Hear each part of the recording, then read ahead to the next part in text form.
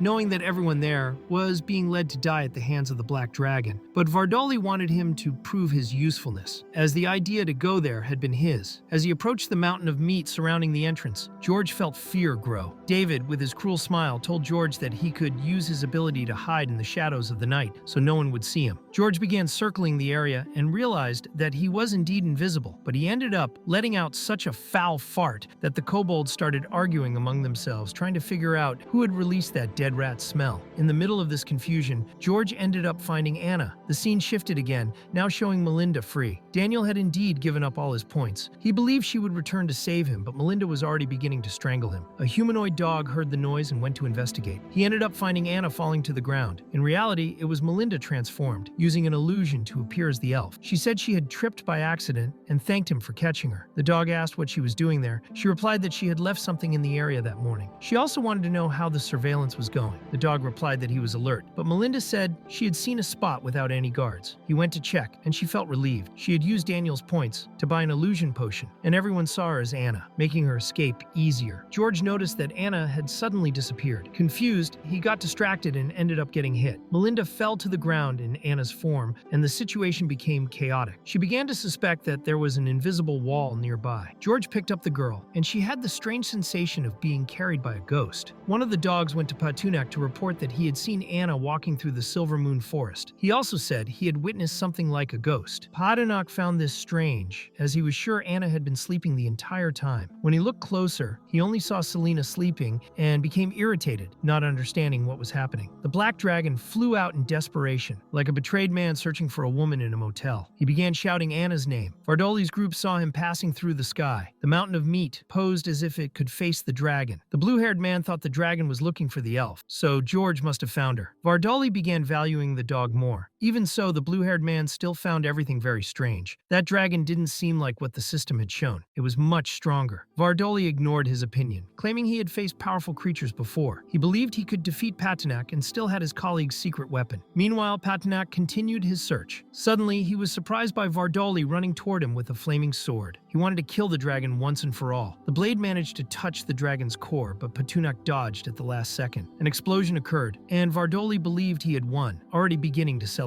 But Patunak was unharmed. This left Vardoli in shock, even more so when he realized his sword had disappeared. The black dragon was holding the sword and tossing it into the air, as if it were trash. He then explained to the bearded redhead that he had only stumbled at the moment of the attack. This made the redhead even angrier, his eyes nearly popping out of his head. In fact, Patanak had an active ability that nullified any damage received and reflected the impact back to the attacking object. Now he wanted to get rid of anyone invading his territory. Suddenly he was shot in the back, but the bullet ricocheted off his skin. Even in the eye, the shot bounced. Seeing the projectile hit the ground, he realized it was a real bullet. He didn't understand how a gun was there. Vardoli's handsome companion had a sniper rifle and was trying to attack the dragon from a distance, but he became frustrated when he saw that Patunak's skin was too tough. The bullets couldn't penetrate. When he looked through the scope again, he saw that the dragon had disappeared. Patunak was now behind him. The shooter tried to back away and fired again, but the black dragon used the ancient language. He shouted Zunhalviik, a word that activated the disarming ability. The weapon fell from the shooter's hands, who didn't understand why it had flown out on its own. Patunak didn't waste any time and bit into the enemy as if he were eating a juicy hamburger, making blood spill from the man's mouth. But Vardoli, even though he wasn't exactly clever, interfered at the right moment. He appeared holding Anna in his arms and wanted to know if the black dragon was willing to see her die. The girl struggled, begging the bearded redhead not to end her life. But the one there wasn't the real Anna. It was Melinda, disguised with an illusion potion. Seeing his girl in danger, the black dragon didn't hesitate and ordered Vardoli to release her immediately. Otherwise, he promised a terrible death. But Vardoli wasn't intimidated at all and pushed the girl off the cliff, wanting to see if the dragon was fast enough to save her. The fake Anna fell in despair, pretending to be afraid of heights. Patunak dove through the air, catching her in his arms with agility. The next instant, a magical circle appeared beneath him. Confused, he instinctively activated his shield and realized he had fallen into a well-prepared ambush. The Meat Mountain warned that now it was all or nothing, and that they would attack with full force. The blue-haired man cautioned that they might have underestimated the black dragon, as the magical shield and his armor were extremely resistant. It was as if he had 2 layers of protection, making it difficult to find a spell that could hit him accurately. Vardoli believed they couldn't waste time and ordered all the mages to attack together. Patunak lamented that he couldn't use the dragon language against spell formations, and since he thought Anna was in his hands, he had to act cautiously to avoid putting her life at further risk. He still didn't know he was holding Melinda in disguise. Melinda herself felt a certain relief, realizing that the dragon's shield was protecting her, but that relief didn't last long. An attack pierced the barrier and struck her directly. She began to cough up blood, leaving Patunak in shock, as well as Vardoli, the Meat Mountain, and the blue-haired metrosexual. Vardoli wanted to know who the idiot responsible was. He compared the scene to Goku pulling power from his behind when his friends died. Now he feared the power of the plot. The mages were embarrassed, realizing they were supposed to attack with all their strength and hatred. Vardoli explained that they needed to focus on the dragon, not Anna. At that moment, Patunak became possessed. Rage took over, and he vowed to destroy everyone there. The blue-haired metrosexual realized that the dragon was truly furious. The only thing they could do was run to try to survive. But before they could escape, the black dragon unleashed his fire breath. In an instant, all the mages were incinerated. David tried to use his shadow assassin formation technique, creating multiple clones of himself, resembling a generic obese version of Naruto. But no matter how hard he tried, he couldn't hit the dragon. Realizing this, he decided to flee, but his size didn't help, and running wasn't his strong point. Patunak requested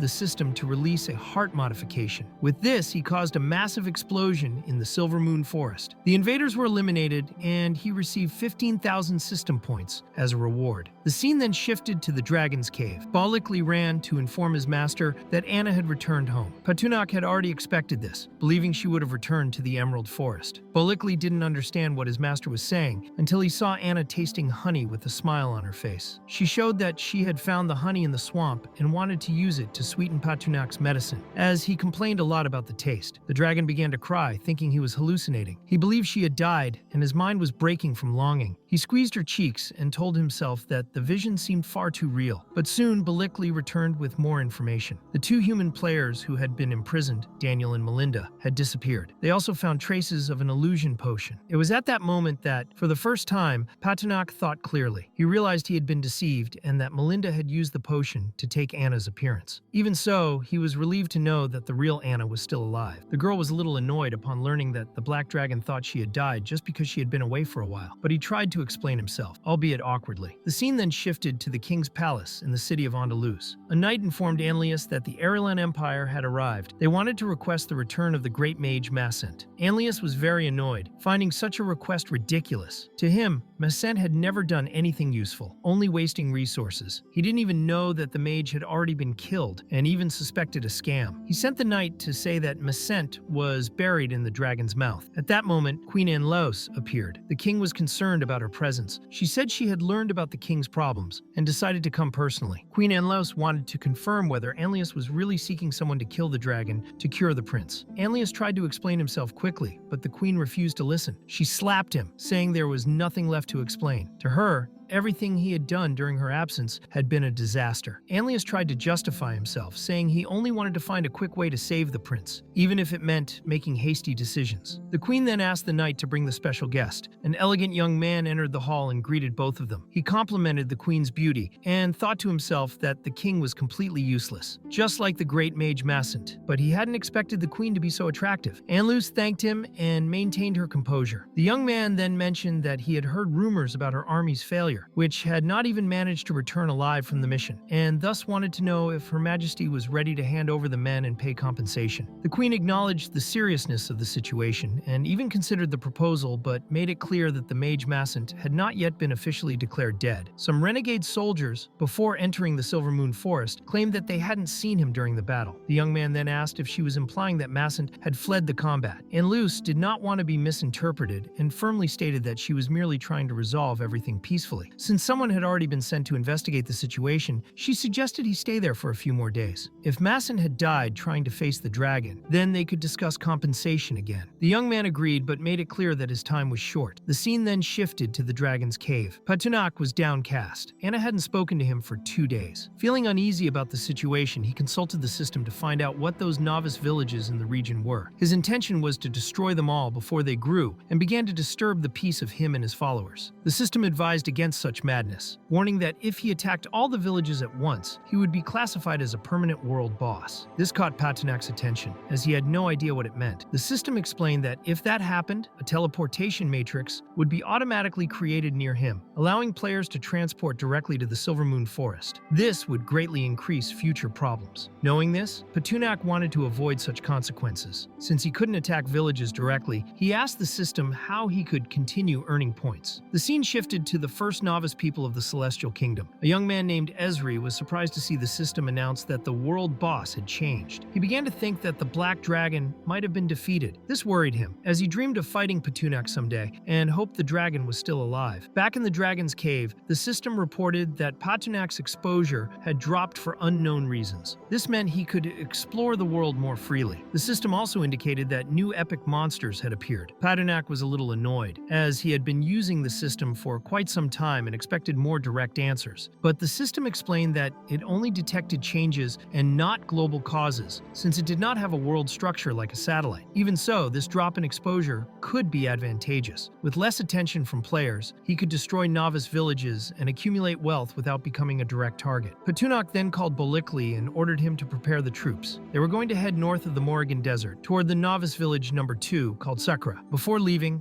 Patunak consulted the system about ways to strengthen his army. He wanted to know if when evolving, his troops would evolve as well. The system replied that there was a modification called Swarm's Will, which would allow this kind of advancement, but it cost 100,000 system points. It was an expensive resource, clearly inflated, making it hard to obtain. The scene shifted again to Queen Anluce's hall. Some maids were taking care of her hair when a hooded woman arrived and greeted her. Her name was Sallust. The queen ordered the maids to leave so they could speak in private. Sallust showed an ancient bracelet, saying it was the same one her sister had left before disappearing. She wanted to know if the queen would truly help her find her missing sister. Anluce said she would do it if she received something in return. Sallust offered 10 years of youth in exchange for help locating her sister, whose name was Evelyn, and, unfortunately, had died at Blaze's hands. Quickly, the queen took the bracelet and handed it to a magic mirror. The mirror absorbed the object, and Sallust was astonished by the image that appeared before her. The mirror showed Evelyn alive, walking alongside the black dragon. The scene shifted to the Morrigan Plains. Patunak suddenly began to sweat, and Balikli, noticing this, thought his master was very hot. He suggested taking a break, but Patunak replied it was unnecessary. The furry kobold did not know the dragon had liquid cooling, nor had he noticed that Anna was still on his back. Both Anna and Selena were suffering from mild sunstroke. What they wanted most at that moment was some water. The black dragon reached the bank of a river, scooped some water, and poured it over them. This quickly improved their condition, though Anna was slightly annoyed at being wet. Patunak, who was rather peculiar, offered to help. Meanwhile, nearby, a group of bandits was harassing a girl who was screaming for help. Patunak heard the commotion and found it odd that the map had not indicated any novice village nearby. The system then explained that players from other worlds have their own camps, each with unique characteristics. The novice village called Sakura, for example, could hide its location and was connected to the spirit of martial arts. The Rio camp, on the other hand, focused on technological solutions and improvements. Patunak was surprised to discover that each camp had exclusive abilities. Meanwhile, the girl screaming was just pretending. It was Sallust, and when she realized the two bandits were distracted, she declared that everyone was dead and drew her sword. The black dragon then flew toward the two and knocked them down quickly. Sallust was surprised to see the dragon up close and felt immense relief that he was alive. The two players harassing her tried to flee through the water, but Patunak appeared again and splashed water on them. Sallust watched everything, recalling that dragons tend to be audacious. She thought it would be easy to seduce Patunak. She thanked him for his help and gave a false name, saying she was Aya and willing to sacrifice herself for him. She did not know who he truly was. Patunak did not like flirting, and Sallust began to doubt whether she could maintain her act. She thought he needed to prepare to resist her charm, but the black dragon simply turned his back and left. His actions clearly showed that he did good without expecting anything in return. Sallust was outraged. She didn't care about the dragon's escape at that moment, but promised that she would find him again and kill him no matter what. The scene continued in the Morrigan Desert. Balikli warned his master that the desert was dangerous and harbored fierce demons. Shortly after, the narrative shifted to the brass dragon's nest. This dragon was sucking on leaves, and the scene returned to Patunak calling Balikli. The kobold wanted to know the orders. The black dragon decided it was time to rest. Anna and Selena wore sunglasses and light clothing, as if they were on a beach. The two wanted to understand the reason for the stop, while Patunak felt the hot metallic air around him. He remembered the brass dragon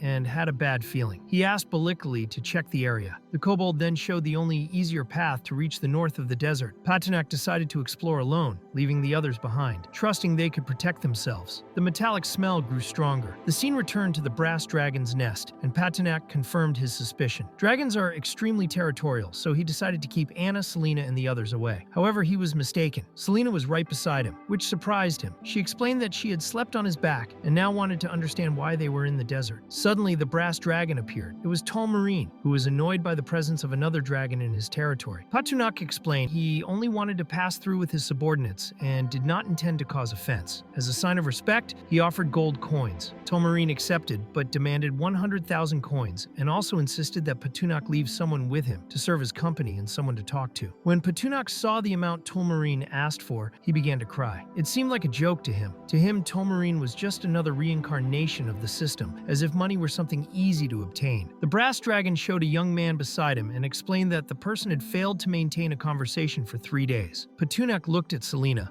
expecting some response, but she did not understand why they were looking at her. She made it clear she wouldn't talk to the brass dragon. Patunak then explained that he could pay in gold, but when it came to handing over people, he could only do so if they agreed of their own free will. He also made it clear that he respected both dragons and only wanted Tolmarine to let the group pass safely. Tomarine found it offensive that the black dragon compared himself to him, believing metallic dragons were on a much higher level. Patunok realized the conversation was over. Without wasting time, he began to fly, understanding that the matter could only be resolved through a fight. Tomarine found it ridiculous that the black dragon wanted to confront him. Without hesitation, he launched the first attack, and thus the battle between the two began. Patunok managed to dodge easily. Tomarine was confused to see him disappear. Suddenly, the black dragon appeared behind him and bit his neck with force, showing that the other was very slow. Selena tried to help using a restraining spell, but her aim was terrible. She ended up hitting Patunok himself, giving Tomarine a huge advantage. Angered, the brass dragon promised to reduce Patunok to ashes that would be carried away by the desert winds. The sandstorm worsened everything, making it hard to see even for the black dragon. Selena was also affected. Tomarine launched a huge rock at them. Patunok managed to grab Selena and dodge at the last moment. The sand hindered their movements, and the black dragon realized that Tomarine mastered advanced magical techniques among dragons. Patunok asked the system if there was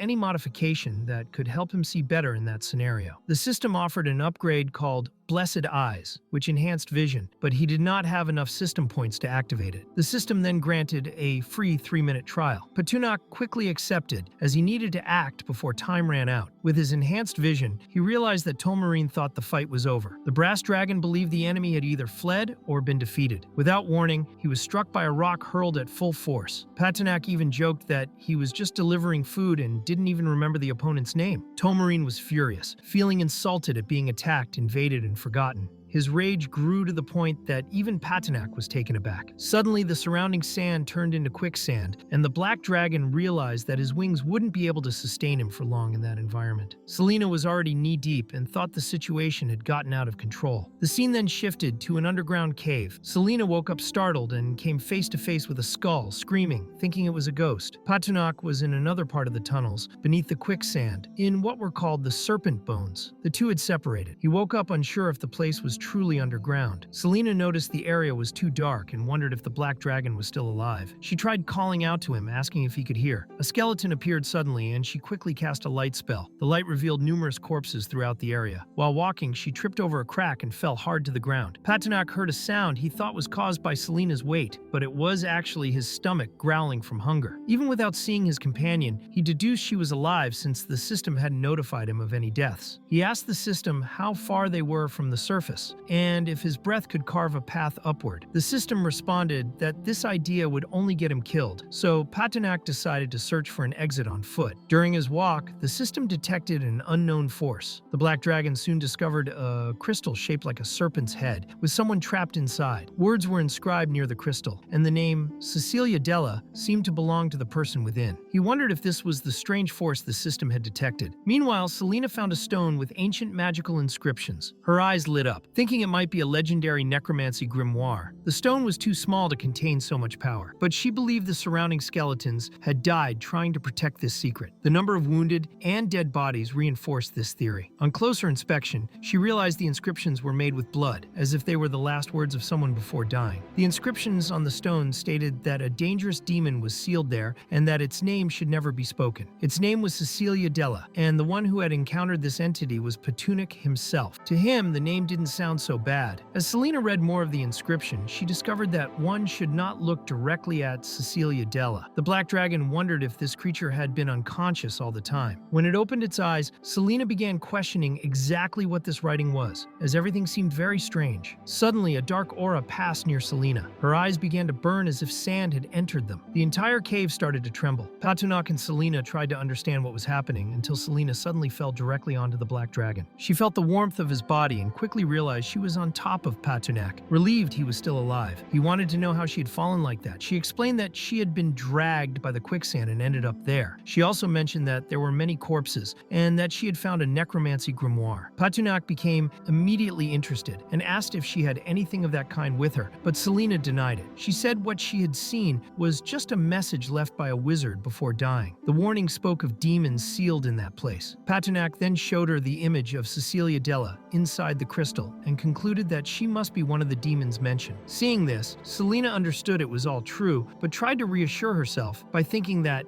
as long as she didn't touch her, look into her eyes, or recite her name, they would be safe. Patunak, being completely reckless, grew curious about what would happen if he did everything Selena told him not to do. She became worried and asked if he had done anything wrong. At that moment, the crystal began to crack. Both of them were frightened. The crystal then exploded with such force that it even cut the black dragon's own skin. Cecilia Della was radiant at being free again and wanted to know who the two hiding behind the rubble were. The system quickly notified that a special female NPC had been detected and an incursion against Patunak was initiated. The dragon panicked, asking the system for help, but the system simply disappeared, telling him he should trust his own potential. At that moment, Cecilia located them, and the two began to run. The scene shifted to the brass dragon's nest, where Tolmarine reflected on the army of magical creatures near his territory. He still believed Patunak had died. The creatures under the black dragon's command had not yet realized this. Suddenly, Tolmarine also felt the tremor coming from underground. Outside, near the skeleton of a giant serpent, Patunak's subordinates noticed that the tremor came precisely from the direction he had gone. Anna felt a pain in her chest and grew deeply worried about Patunak. In the desert, Patunak lay on the ground. The system revealed to him that Cecilia Della was an SS-class entity and truly a demon. The fact that she belonged to such a high class impressed the Black Dragon. Even with her weakened powers, she was extremely strong and managed to emerge from underground with ease. Cecilia observed Patunak and admired his scales, even tickling him as she climbed onto his back. Patunak, however, had no intention of surrendering. The demon blamed the wizards for killing her pet, a giant serpent, and decided she wanted Patunak as her new pet. Lacking creativity, she planned to call him simply Dragon. That's when Patunak realized that the serpent skeletons underground belonged to her. Imagining the scenario of wearing a collar around his neck, he reacted immediately, making it clear he was a true dragon and had no intention of being anyone's pet. He threw Cecilia off his back. Cecilia did not like his behavior at all and stated that a pet should be obedient. Patunak noticed that his favorability with her was dropping rapidly. The system confirmed that this type of favorability was extremely unstable and dangerous. Without warning, Cecilia cast a powerful spell that completely destroyed the brass dragon's nest. Tolmarine, witnessing this, was in shock. He couldn't believe what his eyes were seeing. Consumed by rage, Tolmarine began blaming Patunak for what had happened, as if Cecilia were his ally. The Black Dragon found this completely absurd but couldn't avoid such a reaction. He then said that if Tolmarine wanted to resolve anything, he would have to deal with the true culprit, now the boss. But he made it clear that defeating her would be impossible. Tolmarine felt deeply insulted at being treated this way and decided to show Patunak what it meant to be a true dragon. Patunak still tried to ask him not to act impulsively, but it was useless. Young dragons never listen to advice. Cecilia, seeing the commotion, thought the brass dragon also wanted to become her pet, but Tolmarine didn't want to talk. He prepared a strike and launched it at her. The impact was so strong, it tore off the demon's arm. Patunak and Selena were astonished at what was happening. The demon became furious and believed the brass dragon wanted to die. To her, pets should be obedient. Her arm regenerated completely, and Tolmarine was shocked to see her levitate him effortlessly. Patunak tried asking the system if there was any way to calm Cecilia, but the only option was the mandatory pact spell. This spell cost 1,000 system points and required him to sacrifice part of his own body as a vessel. The problem was that the demon had to remain inside the magic circle until the process was complete, or the spell would fail. Meanwhile, Cecilia relentlessly attacked Tolmarine, who screamed for help. She whipped him multiple times. Selena thought it was a good moment to escape with Patunak. When she looked back, she realized the Black Dragon had disappeared without saying goodbye. However,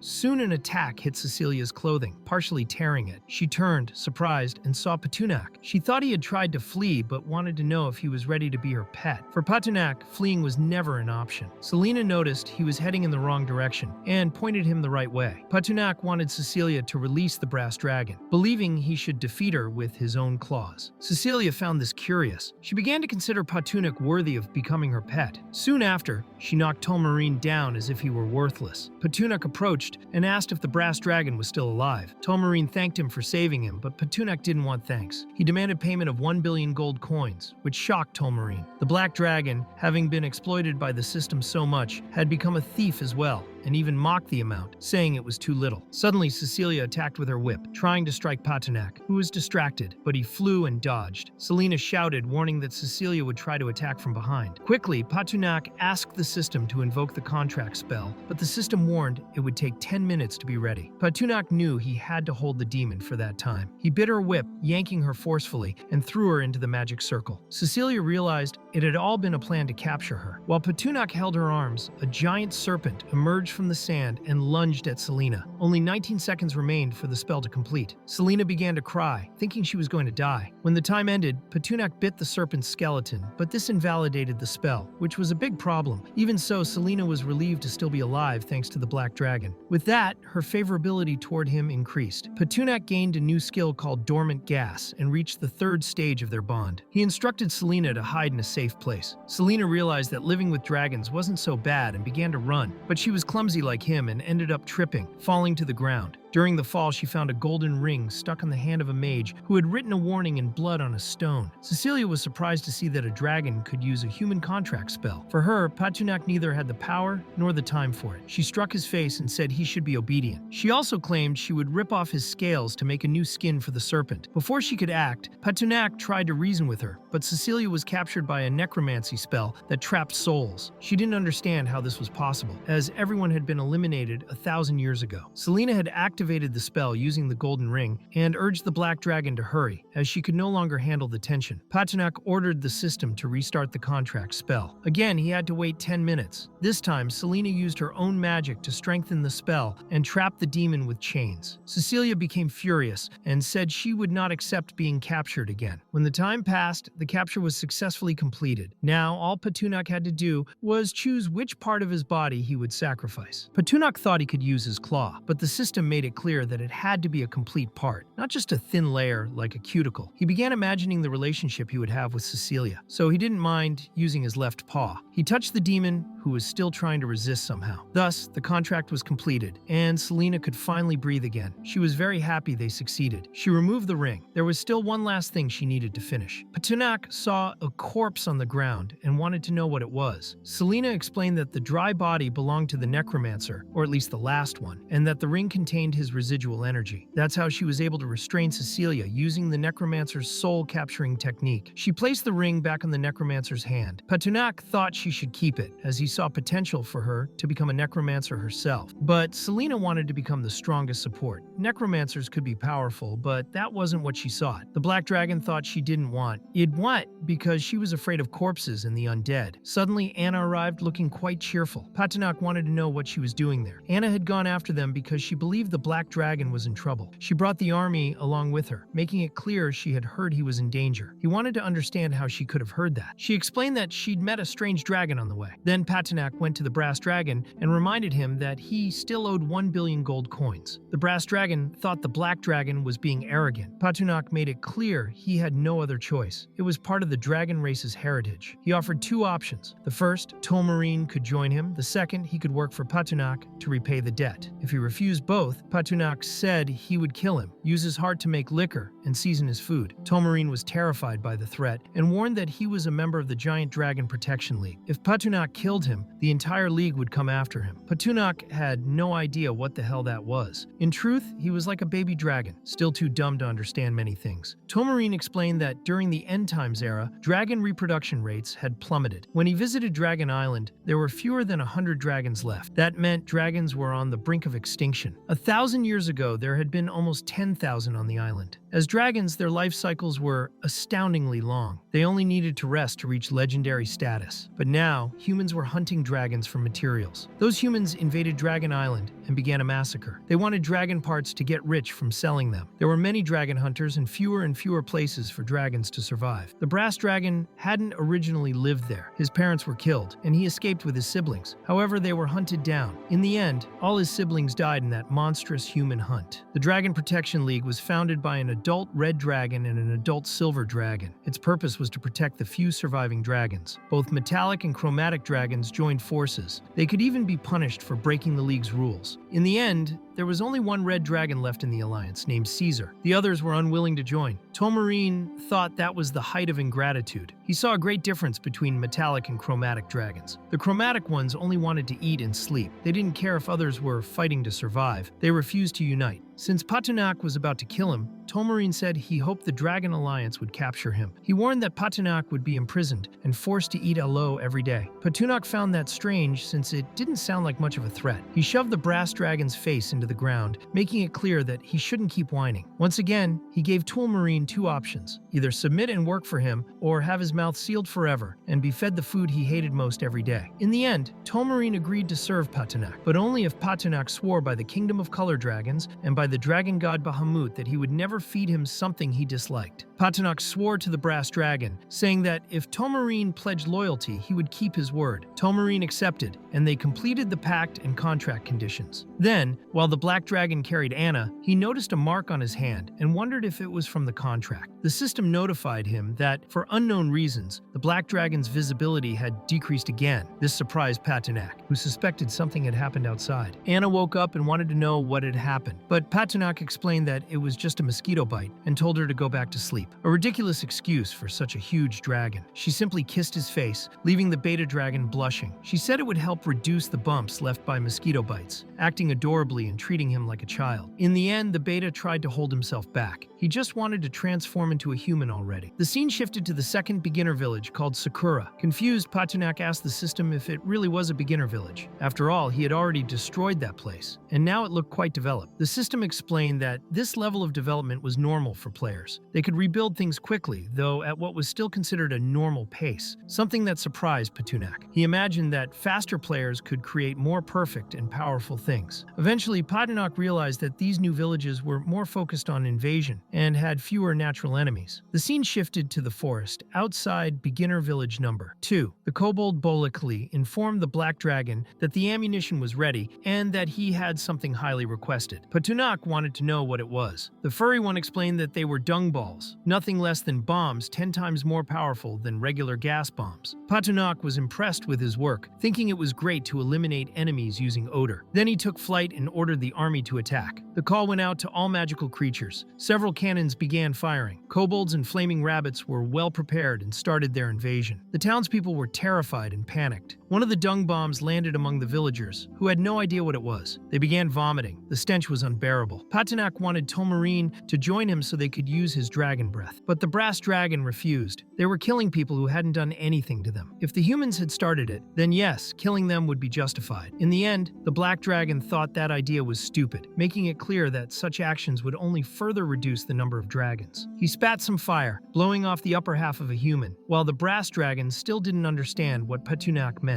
The black dragon then explained that everything was happening because of humans. They were taking over the dragon's land, destroying their lives. And not only that, they were also killing many of their kin, ripping out dragon hearts and tails, using them as seasoning for rice and other dishes. If they continued allowing these humans to roam freely, eventually they would reach the dragon's lairs to hunt them down. The brass dragon began imagining everything the black dragon had said and concluded that all humans should die. In the end, Patunak convinced him and wanted Tolmarine to join him so they could massacre that human village. Then, inside beginner village number 2, the two dragons began their attack. The humans were shocked to see two dragons there. Daniel was present and told all the mages to get ready, assigning each person to their role. The mages would cast slowing spells on the dragons. However, they made it clear that these dragons were highly resistant to elemental magic and wouldn't be held back for long. Daniel grew frustrated, unable to understand why there were two dragons there. Then, suddenly, one of the village players said he'd heard that Vardoli had attacked a black dragon with his men. Maybe he had returned for revenge. Daniel now understood why there had been no news about Vardoli in recent days. Even so, he was determined to avenge his companion and ordered the warriors to draw their spears and defend the village. But before they could attack the two dragons, Patunak used his draconic language spells. The word Zunhalvi caused all the warriors to be disarmed, and every spear fell to the ground. Quickly, Daniel ordered the mages to raise their shields so the people wouldn't be struck by their own weapons. Tolmarine looked at those humans as trash who didn't know their limits. But then he warned the black dragon that he had discovered a problem and pointed to a specific spot. It seemed that those humans couldn't die. He tried to alert a few who then came out of a small dwelling. Patunak noticed that the brass dragon had realized something and knew he needed to explain the essentials about humans. The world they were in wasn't the only one. There were many other worlds. He knew Tolmarine carried the heritage of the dragon race in his heart. Tolmarine was somewhat shocked to learn that those humans came from another world. One of the mages then warned Daniel that the dragons were far far too powerful to be defeated. The only thing they could do was run and save their lives by fleeing to other beginner villages. Daniel didn't understand what she meant and asked where these other villages were. The mage explained that there was a beginner village called San, but it didn't appear on the map because it had a concealment attribute. Daniel never imagined there was a hidden beginner village. He thought they should go there immediately, but the mage asked what they should do with the rest of the people. Daniel didn't care. Since everyone could come back to life, he no longer feared leaving them behind. He planned to build a new village once the dragons were gone. The mage understood Daniel's reasoning, and the two fled while the village burned to ruins. Watching all the destruction, Daniel swore he would have his revenge. The mage had used an invisibility potion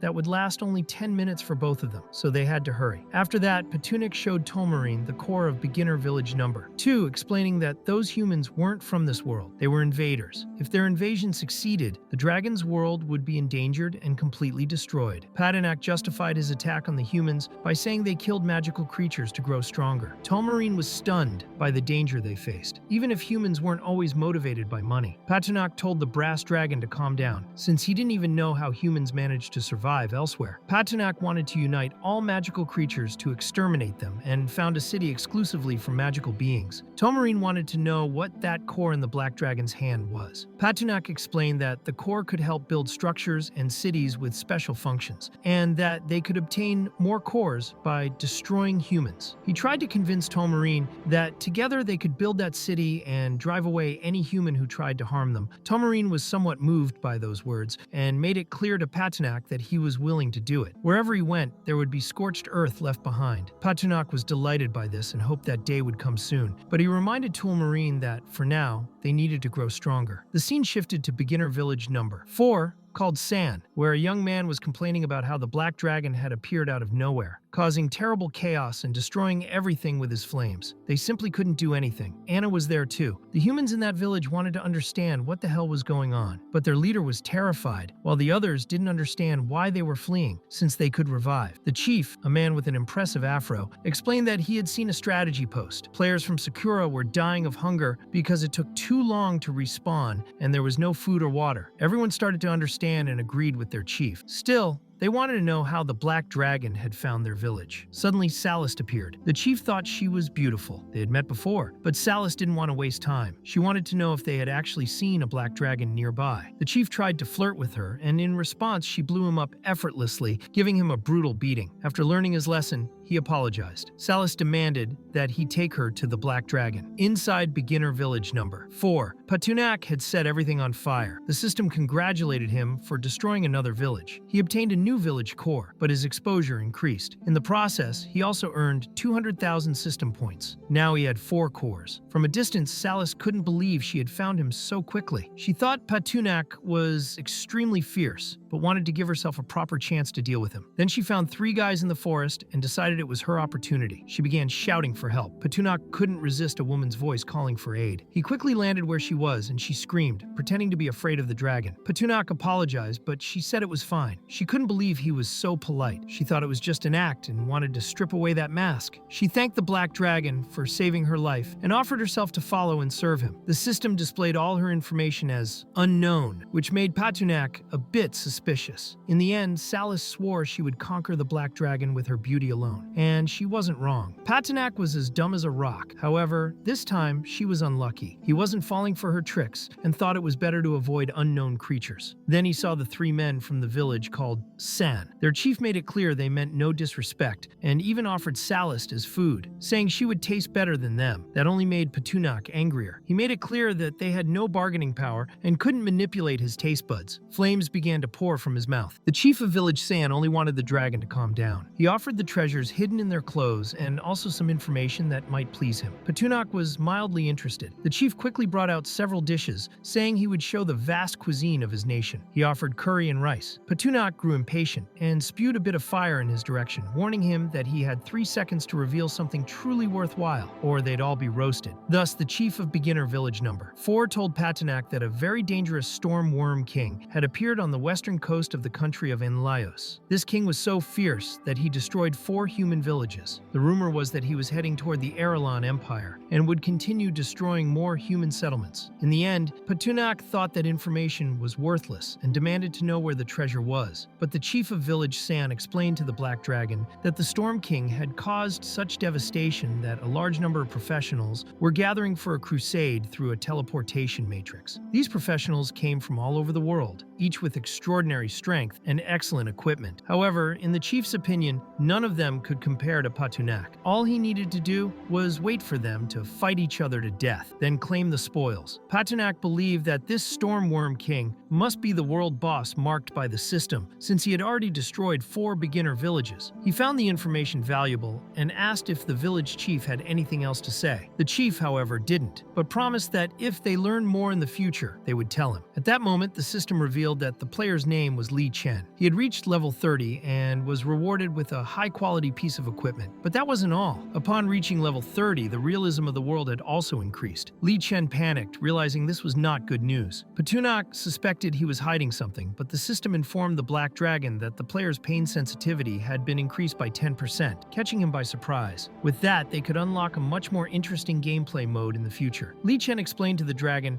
that he wasn't hiding anything and was simply trying to be helpful. Since Patunak was a dragon of his word, he told the chief of village San that he wouldn't burn him, but he didn't promise not to kill anyone. Then he stomped on Li Chen, thoroughly enjoying it. In the end, the dragon's true nature was revealed to Salist, who merely watched. Suddenly, Anna returned, announcing her arrival, and Selena was with her. Salist was utterly shocked to see 2 girls who were supposedly being poisoned by the dragon. Seeing Patunak so dirty, Anna wanted to go back to the cave to brush his scales. Patunak immediately perked up, thinking she wanted to bathe him and wanted to return home right away. Salist quickly asked the dragon to take her along, saying she wanted to follow him and do whatever he wished. Anna was confused at that moment. Naturally, Selena grew jealous, as did Anna, and began questioning whether the Black Dragon had started kidnapping girls after the battle. Patunak thought that was an unfair accusation and asked if there was a way to get rid of that woman. The system suggested using sleeping gas. Patunak immediately ordered the system to release the gas, but the system hadn't specified where it would come out. The gas ended up being expelled from his dignity. He had released it right in front of the 3 girls, exposing himself as Little Beta, and almost cried from humiliation. The system explained that dragons didn't have skin glands to emit gas, so it could only come out that way. In the end, Patunak wanted to know why the system hadn't warned him earlier, and his dignity as a dragon was completely destroyed. Then, the scene abruptly shifts to the moment when the protagonist uses the 4 village cores from the beginner settlements. With them, he could establish a new settlement for novices. He initiates a full synthesis, and the system presents him with 3 options. The first was the beginner's fortress, the second the elemental dragon's cave, and the third option was the elemental dungeon. He didn't like any of those options. None seemed particularly advantageous, though he found the elemental dungeon a bit more interesting. The system tried to convince him that it would have a teleportation array, making it convenient for him and his magical creatures to enter and leave. So, he decided to build the dungeon. Even the entrance was something he had to choose. Suddenly, an earthquake struck. Anna didn't understand what was happening and ran to Patunak, asking if they needed to take shelter. But he calmly stated there was no need to evacuate, explaining that the place was merely being reconstructed. Still, she was afraid, as the cave seemed to be collapsing. Once the dungeon was fully built, Patunak decided to use teleportation. All the creatures with him were also transported and became frightened by what they saw. The scene shifted again. Now they were inside the elemental dungeon, whose name was revealed as Palace of the Dark Monarch. All general attributes were increased by 50% while inside. The system also informed Patunak that he needed to choose the Temple Guardians, currently designated as Anna and the Brass Dragon. Upgrading the Palace of the Dark Monarch to level 2 would cost 100,000 system points and 8 beginner village core fragments. Patunak then asked the system why Anna and Tolmarine, the Brass Dragon, had been chosen as temple guards. Afterward, he explained the situation to Tolmarine, who was completely confused and kept looking around. He could feel great power flowing into his body and wondered if he was evolving. The Black Dragon,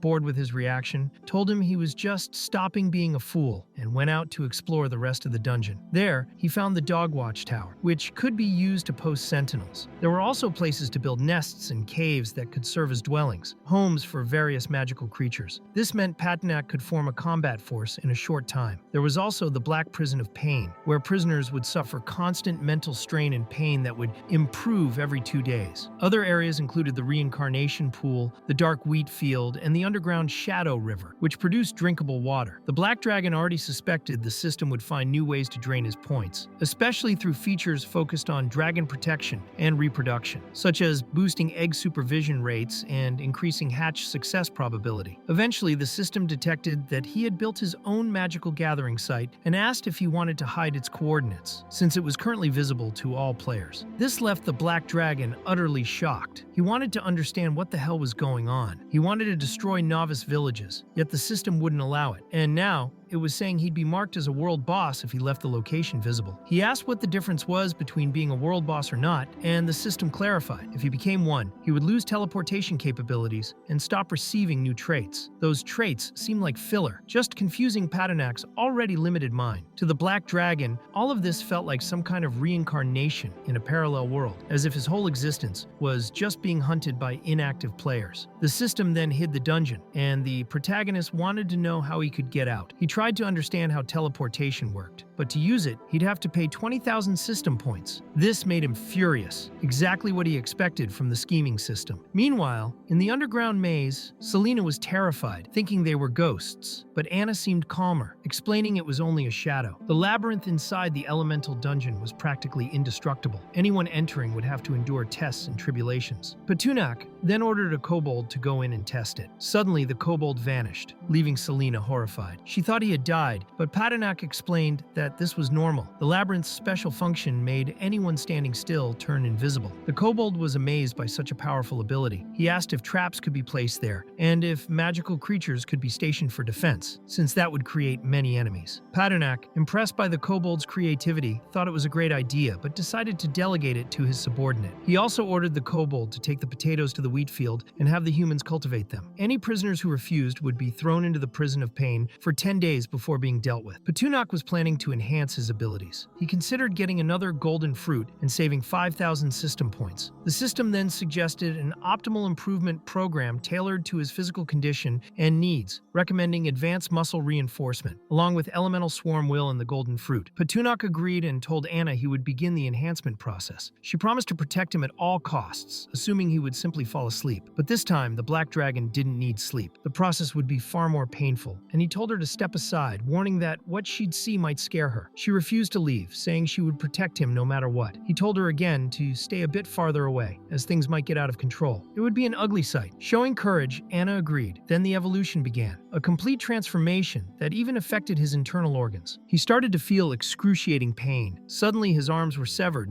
and then his legs, collapsing onto the ground. Anna was completely horrified. Patanak was in unbearable agony. He begged the system to make him lose consciousness, but of course, even that cost 1,000 points. With no choice, he paid, and finally fainted, only to wake up a second later, furious that he'd wasted his points. The reason became clear. Anna was casting a healing spell on him, and the system woke him up for that. He tried to tell her to stop, but couldn't make a sound. His throat had also been cut. The scene bizarrely shifted again, now to a realm with two pulsating hearts. Patunak found himself in the world of will, trying to understand the web-like energy around him. He saw a kobold happily cultivating potatoes. Delighted because his master had ordered it, he loved potatoes. Patunak realized he could connect to the kobold's consciousness. He couldn't do it indefinitely, only 999 connections for now, though this number could increase as his swarm will improved. That was the will of the swarm, but he wanted to find Balikli's consciousness. Soon he saw Balikli trying to steal kisses from his wife, which terrified Patunak, and he quickly exited the vision. The sensation was disturbing. The will of the swarm didn't just show thoughts, it allowed him to possess their bodies. The system notified Patunak that Balikli had inherited part of the Black Dragon's attributes and gained a new skill, Silver Heritage. This excited Patunak. As his dragon transformation level increased, so too did the dragon blood concentration in Balikli. This meant he no longer had to manually inject blood into his servants. Patunak then checked what Chakales, the flame rabbit, and Hana, the demon bird, were doing. The scene changed again, to the underground palace of magic, where the Black Dragon finally woke up, much to Anna's relief. He quickly caught her as she fainted from exhaustion. She had used a healing skill that completely drained her mana. Patunak decided to let her rest and recover. But then something strange happened. He received favorability points, and suddenly gained the Devour skill, along with 2,000 system points. He was utterly confused. The system explained that as he advanced, his servants would also physically evolve. Patunak wondered if that meant he was being parasitized. Was he in danger? The system replied vaguely that there was no risk and that the contract could only end with his death. The Black Dragon was furious. That answer was far too ambiguous. He left the dungeon, determined to find the brass dragon. The scene shifted one last time to Tomarine's palace, where he held a human in his hand, saying the man was the first to ever hear this story in his long life. But the human couldn't take it anymore and wished someone would end it. Tomarine, enraged by the man's expression, demanded that he listen carefully. It was the least respect he could show. At that moment, Petunak arrived at the palace. He immediately noticed that the aura of the brass dragon had grown stronger and that his body had increased in size. It was clear that his transformation had enhanced every aspect of his being. Petunak was eager to enter the young dragon stage. If things continued at this pace, he would evolve faster and have more time to spend with Anna. He explained to the brass dragon that he had come to make a decision. He showed 3 abilities: Dragon's Breath, Muscle Mass Increase, and Iron Armor. Tomarine didn't quite understand what it was about. In short, Petunak simply wanted him to choose one. However, the system made it clear that because Tomarine was a pure-blood dragon, the chosen ability would be completely limited, with no possibility of evolution. Tomarine already possessed the Iron Armor skill through his own class and also mastered the Dragon's Breath. So, he thought it best to choose Muscle Mass Increase. He made that choice. His body quickly changed, and Tomarine thanked his master for the gift, as he now felt his strength had doubled. With that, he was more than confident in his physical combat abilities. Petunak left, hoping the brass dragon would continue to work hard. Tomarine, however, wished his master hadn't gone, as he still had something to show him. The black dragon thought it was for the best that he had left. If he'd stayed, Tomarine probably wouldn't have stopped talking, so he decided to return and check on Anna. The scene shifted to the Andaluz palace. Anlius was desperate, as he hadn't received any news from the black dragon for a long time. Anlaus, irritated by the man's panic, slapped him in the face to calm him down. He became furious, but she apologized and explained that he shouldn't be so stressed. Anlaus had ordered several posters with Petunak's face printed on them and promised rewards to anyone who could kill him, especially if they married the princess. Anlius was confused because they didn't have any princess. Anlaus then remembered that when they acquired the half-elf girl, the slave trader had included a servitude contract. The deed described her as a very beautiful girl. Hearing this from his wife, Anlius thought it was a wonderful idea. The problem was that the girl was a half-elf with a foxtail. Anlius believed they could redraw the portrait and hide the ears and tail. However, the king feared that adventurers, after killing the dragon, would realize everything was completely different. Anlius argued that they didn't need to worry about that. After all, the royal palace was their territory. When the adventurers returned to the capital, it wouldn't matter whether they brought the half-elf or not. If they dared enter the palace, they would be dealt with. There were many ways to handle intruders. While she was bold, the king continued to be very afraid. The scene then shifted to the underground palace. Anna was sleeping until she woke up to the lick of a goat. She thought it was the black dragon and told him to stop, but when she opened her eyes, she was startled, thinking the dragon had turned into a sheep. In the end, it was all just a dream. She woke up to Petunak waving a leaf in her face. The fright was brutal, but she admitted that imagining Petunak as a sheep was rather adorable. He couldn't understand why she found that cute, until Anna was shocked and asked if he could really read her thoughts. The black dragon explained that it was an ability he had acquired upon evolving. Anna realized she could no longer hide her thoughts around him. He asked if she would let him see what was on her mind, but she refused and got quite annoyed. Suddenly, several players surrounded the dungeon area. Petunak had 2 options. The first was to let nature take its course, hoping the players were dumb enough not to find the dungeon entrance, which would discourage their invasion. The second was to guide them to the entrance and put them in danger. Petunak got excited about that idea. He thought that dying alone would be cool, but also lonely. So he believed the players should have some fun too. Thus, he chose to guide them. He placed Anna on his head and said they had guests and that he wanted to welcome them. Outside, the group's leader, a metrosexual guy, announced they were in the Black Dragon Forest and asked if the team was ready. Everyone was heavily armed. Having faced the dragon before, the leader warned that he wasn't easy to deal with and that no one should let their guard down. He believed that during their last attempt, they failed, because Valdori had been extremely reckless. Those players were elite, carefully selected. A hooded girl approached the group, asking if that was really the right place since they hadn't seen any magical creatures along the way. When she removed her hood, she revealed pink hair, astonishing everyone with her beauty. Many Many were impressed that there were such beautiful women in the group. The metrosexual with the tech weapons noticed something strange. She wasn't a player, she was an NPC. Curious, he asked who she was and why she was there with them. The NPC introduced herself as Freya. Her goal was to become a star mage, brave and skilled in the art of magic. She believed the group had received King Anlius's summons to slay the Black Dragon and save the princess, so she wanted to join them. The long-haired man confirmed that they indeed came because of the notice, but made it clear they preferred people who could actually cooperate, not a weak woman. Freya considered that arrogant. Unbothered, she said it was unfair to judge her strength without seeing her abilities. She then blew a whistle, summoning a creature that ran toward her. The group members thought it was a monster about to attack. One of them panicked, fired a bazooka, and blew up the creature, which was actually Freya's pet. She was surprised by their attack power, but didn't worry. She knew her pet would fully recover. Calmly, she poured a potion over it and it healed instantly. Seeing that, the long-haired man welcomed Freya, now convinced she could be useful. Meanwhile, the Black Dragon watched all the commotion and sent a letter that hit the metrosexual right in the face. It was an invitation to enter the dungeon, promising an entertaining challenge. By doing this, he followed the system's suggestion to guide the humans. Knowing there was a dungeon excited the group. The strange guy who had previously used a sniper commented that it wasn't too weird not to have found magical creatures. They were likely hiding in the dungeon. His focus was on treasure, and he was determined to kill the Black Dragon no matter what. Freya, curious, asked what the paper in his hand was. He quickly tore up the invitation, saying it was just a useless piece of paper. Then he shared a strategy with the group. They would head to the dungeon but alert the magical creatures and prepare the ground. Anna watched everything beside Paternak and became indignant when she noticed the players trying to sneak closer. Angry, she punched the dragon's head. Since he was sensitive, he complained, saying that was his head, not a rock. Anna apologized, but in response, the Black Dragon let his masculinity show and firmly said she didn't need to worry. He would make sure those players never left the labyrinth. He then summoned his subordinates. The rabbit grew stronger by the day, now rivaling Chris Bumstead. Paternak began organizing his army to follow him to the labyrinth, aiming to establish an efficient defense strategy. Upon arriving, he noticed something odd. The wolves' faces were slightly crooked, looking strange, not normal. He also warned about a key feature of the labyrinth. If the players stood still for 5 seconds, they would become detectable. That would make survival much harder. The plan was simple: trap the humans and eliminate them using the labyrinth itself. Even so, Paternak showed them an escape route in case they couldn't win. Then he saw Anna among the crowd. She was embarrassed, as she had tried to disguise herself as one of his soldiers. She couldn't understand how he had noticed, since she thought her disguise was convincing. It was just a kobold cap on her head. Paternak was dumb, but not blind. He explained that she couldn't join the fight. She felt bad telling the Black Dragon she was strong now and could help, even protect him. She begged several times, but it didn't work. He refused, judging it too dangerous. Paternak also noticed that since forming their bond, her behavior had changed. She was more open and daring, and he wasn't sure if that was her true nature. Anna then asked why he allowed Selena to join. Paternak realized that Selena also wanted to fight and was asking for permission insistently. That's when the Black Dragon understood where Anna had learned that from. In the end, being the beta he was, he simply did what both females wanted. The scene then shifted to Freya, Princess of Ugalal, heir to the power of star magic. She believed she could win the Black Dragon's heart. Her rise as a star mage wouldn't be a problem. She would also receive a reward, along with King Anlius's power, which could earn her father's recognition. Thus, they arrived at the dungeon entrance. Freya thought it didn't look like an entrance at all. It was too realistic and strange. She had read many stories about dungeons in libraries, so she believed she knew something. However, the metrosexual insisted that it was the entrance and quickly opened the door. Freya was startled to see it truly was an entrance. Suddenly, she attacked one of the soldiers, claiming he had consumed her sanity. With the help of a torch, they continued through the dungeon until they found 3 doors. Freya constantly tried to prove she was powerful and useful, but the group's leader had no patience. He divided the soldiers into teams to explore each path. Freya grew irritated at being ignored and even thought about asking her father to have them all executed. Suddenly, she bumped into the Black Dragon. She thought he was a statue, but soon realized how lifelike he looked. When she touched Paternak, he pretended to be a statue and started reciting the Bible in his mind so he wouldn't move. Meanwhile, one of the soldiers saw a flaming rabbit. He also thought it was a statue, but found it odd. Suddenly, he smelled something that made him sneeze. He was allergic to fur. He warned the leader. The scene then shifted to some players who were frightened upon seeing a massive wolf, believing it was also a statue. They wanted to use it as RPG decoration, but the leader thought it best not to touch it. The place was high level, and their weapons might not be enough. They couldn't risk alerting potential threats. The player Laith bravely told the metrosexual leader not to worry, as he would take care of the creatures there. However, the wolf's drool dripped onto his shoulder, and he realized the wolf was real. Completely shocked, he grabbed his RPG and launched a missile missile, causing a massive explosion. The leader wanted to know who the hell had done that, but the other players quickly pointed at Leith, which made the leader furious at his stubbornness. Then the scene changes. Freya appears, trying to be useful, telling everyone to follow her because she had found the exit. Suddenly, a young man walks in, and Freya can't understand why no one sees anything threatening. She wants to know who's leading the way. The players are confused, thinking it's her. Freya is shocked to realize that it's actually the players leading, not her. Anna watches everything closely. Patunak prepares to fight, lets out a mighty roar, and terrifies all the players. Freya almost collapses just from the sound. Meanwhile, several players face the buffed-up bunny and start running when they see the statue coming to life. It was completely different from what they imagined. Suddenly, one of them is snatched by an eagle. Some eagles were grabbing people and dropping them from great heights. The group leader becomes stressed and orders the mages to cast protective spells. Then, the black dragon appears before some players, freezing them in place. The terrible agony had begun. Some still tried to fight back, launching a missile toward Patanak, but the black dragon simply devours the bomb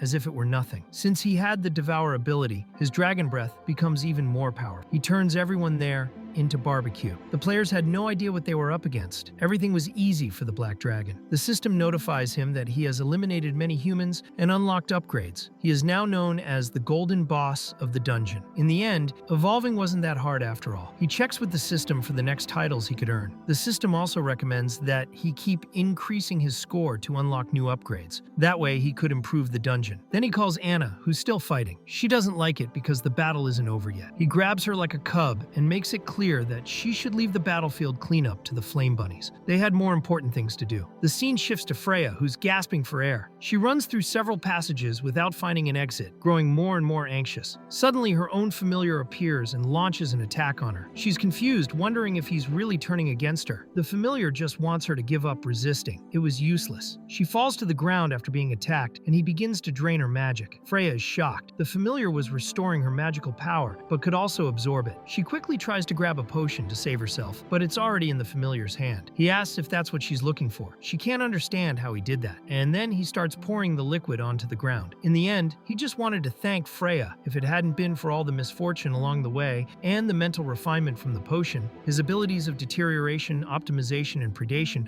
would never have awakened. Now, he wanted to return all the love Freya had given him when she treated him like a dog. But then, a huge explosion happens. It was the Black Dragon. He hadn't expected to see such a scene on his way back. He would not allow anyone besides himself or his army to grow stronger inside his own dungeon. When he arrives where Freya and her familiar are, Patanak is caught off guard. Anna wants to know what he's looking at until she notices that Freya doesn't look well at all. She was missing a lot of silk. A bit desperate, Patanak tells Anna he wanted to show her the newly built foundry. They quickly head to the new construction. Upon arrival, he imagines there would be many workers forging weapons, but he only finds an empty gate. Furious, he starts arguing with the system. In the end, the system just wanted to take his money again. It explains that he had merely unlocked the possibility of having a forge factory. To actually build it, he needed to spend 50,000 system points, leaving Patunak frustrated. The system was always trying to strip his hide. In the end, he throws himself on the ground like a child, total beta behavior. He's upset because the system only charges him, while others get free benefits. The system tries to justify that it charges a fair price. Out of the 50,000 points, it keeps only one as a service fee, and the rest goes toward construction and workers. Even so, Patanak refuses to spend his points. The system then agrees to do part of it for free, and Patanak finally accepts. Later, the system sends a message to its son, saying he shouldn't make contracts with dragons and shouldn't disable the self-destruction program just to hoard money. In an emergency, he must activate the self-destruction protocol. After partial construction is complete, Patanak receives an interesting key and wants to know how to manufacture equipment. The system gives an excuse, saying it's out of power. Then an old man appears, introducing himself as one of the foundry workers. However, he introduces himself to Anna as if she were the boss. She tries to explain that wasn't quite right. The old man finds the situation awkward and looks at the dragon as if Patanak weren't really a dragon. Feeling uneasy, the Black Dragon realizes this wasn't worth what he paid. He remembers he had 100 free uses and orders the old man to forge a greatsword. The old man explains that all mineral materials can be used for such weapons, and the type of sword depends on the available materials. Patunak's team had high-level equipment. If the materials were good, the old man could craft an artifact. The system reveals his name, Brith Sanderson Greyrock. Patunak must test him to see if he's really skilled. The name sounds familiar. He recalls a dwarf who once worked with the Conqueror King in ancient times to ignite the divine flame, forging many divine weapons. Now, Petunak wants to know how to get new materials since he had eaten all the gold and minerals. He asks Sanderson if forging is possible without materials. The dwarf finds the question outrageous, saying that if the black dragon lacks materials, he must go get them himself. Petunak thinks that's impossible, but remembers the silver chests he took from other players. Maybe he could get mineral materials from them. He quickly calls Balikli to bring all the chests and keys. Soon, several chests are placed before the black dragon. He opens one with a key and finds only a roll of toilet paper inside. He opens another and finds 10 bottles of liquor. Another one contains a vial of 6 flavored ancient land pills. After opening several chests, without finding anything useful, he's nearly in tears, feeling trapped in a world full of worthless newbies. Anna notices that he looks exhausted and decides to help open the chests. She opens one and finds 10 silver ingots. That surprises Petunak. He's thrilled and asks her to keep opening them. She opens another chest and finds many iron units, plus a map and a transformation potion. That's when dumb Petunak finally understands what the system meant by calling Anna the lucky elf girl. She really was incredibly fortunate. Anna quickly shows him the potion she found. She tastes it and finds the flavor familiar. It was one she'd seen before in the Emerald Forest. It was a high-level potion for druid masters to help them adapt to human form. Petunak finds it strange, since that transformation potion was a local product of this world. Because his progress was slow, he starts planning to go to the elf forest and steal their transformation potions. Anna keeps asking when Petunak will return to human form. The black dragon realizes she's quite interested in that form. She tries to pretend she's not, and even gets annoyed about it. Then, Petunak hands the materials to Sanderson. The old man is very excited because with those, he can forge a fine batch of equipment, considering the materials are top quality. Petunak just wants the equipment to be widely distributed, but Sanderson has a trick up his sleeve. He can mix high-grade and low-grade materials, creating a balance where the weaker ones gain enhanced attributes. That way, he can produce 300 batches. Petunak realizes that the true path ahead is seeking rare and precious metals. However, he's still a bit worried and wants to know if the old man is truly capable of forging. Sanderson says his boss might question his eyes, but never his craftsmanship. Then, just like Master Roshi, he flexes and expands his muscles, astonishing Petunak and Anna. He calls his goblin crew to begin the forging process. He's massive compared to the tiny creatures bringing him a hammer. Petunak is amazed. The hammer is incredibly heavy, yet the dwarf lifts it easily. At that moment, a kobold reports that the prisoners the black dragon had requested have arrived. The scene then shifts to Petunak's dungeon, where he goes to inspect the captives. A blue-haired man laughs loudly, mocking everyone as fools who had no idea how powerful they were. He also insists that he cannot die. Petunak might have considered giving him a chance to cooperate, but seeing his arrogance, he drops the idea. That narcissistic man had no respect for magical creatures, so Petunak decides to give him special treatment. He orders one of his subordinates to cut out the man's kidneys, heal him, then cut off his hands and feet, and finally throw him among other men of similar interest to teach him a lesson. The human group's leader quickly begs to be killed, but in the end, Petunak is just toying with him, wanting to make him change his mind. Then he turns to Freya's familiar, saying he's heard the guy was quite brave. The man, terrified, introduces himself as Kayal, the brave healer. The black dragon, impressed by Kayal's healing ability, wants him to join his army. That frustrates Kayal, as over 1,000 years had passed since humanity had been the dominant force on the continent. He couldn't even understand how magical creatures had regained control, but he couldn't refuse. Quickly, he had an idea. He believed his magic could affect the black dragon, and with deterioration, he would easily escape that cage. Therefore, he told Petunak he was willing to follow him to the death and fight by his side. Petunak then took a drop of his own blood to release Kyle's mind and spirit. At that moment, Kyle saw an opportunity and swiftly used his deterioration skill. The system detected it and warned the black dragon that he had been targeted by a magical talent sacrament. A will testament was activated, but Kyle's spell failed. The magical reaction was reversed. Petunak acquired the plunder skill but suffered a partial spell degradation. The system somehow protected him, preventing Kyle from executing his plan. Petunak was surprised that something like this was possible, but pleased to see the system fulfilling certain conditions. Kyle, in shock, realized his ability had disappeared. Completely defeated, he began to cry and beg for his ability back. The system explained that deterioration was a test of strength. If successful, it would place the target in a negative state, such as paralysis or aging. On inanimate objects, like steel, it would cause rapid disintegration. Petunak acknowledged that Kyle's abilities were terrifying. The plunder skill, on the other hand, required a successful willpower test. Upon passing it, the user could extract one of the opponent's skills. The Black Dragon saw that if he failed the test, the ability would be invalidated without penalty, so he used Plunder. He examined several of Kayal's skills, but found most of them useless and chose not to take them. He kept searching until he found the optimization skill, which made him very happy. He did all that to maximize his relationship with Anna. He was having quite a bit of fun when Anna appeared, curious if he was plotting something after seeing him laugh that way. However, Kayal couldn't endure and fainted. Patunak noticed he hadn't obtained the healing magic skill. He decided to leave Kayal there to rest and try another draw later, treating him like a lottery machine. Then he saw Salist in a cage and had the feeling he had seen her before, though he couldn't recall when. He asked Balikli who the woman in the last cell was. Salist wanted to know if the Black Dragon doubted that she would ever stop serving him. Smiling, she said it had been a long time since they last met. Anna was delighted, thinking it was Evelyn, but Patanak found it strange, as Evelyn had been dead for some time.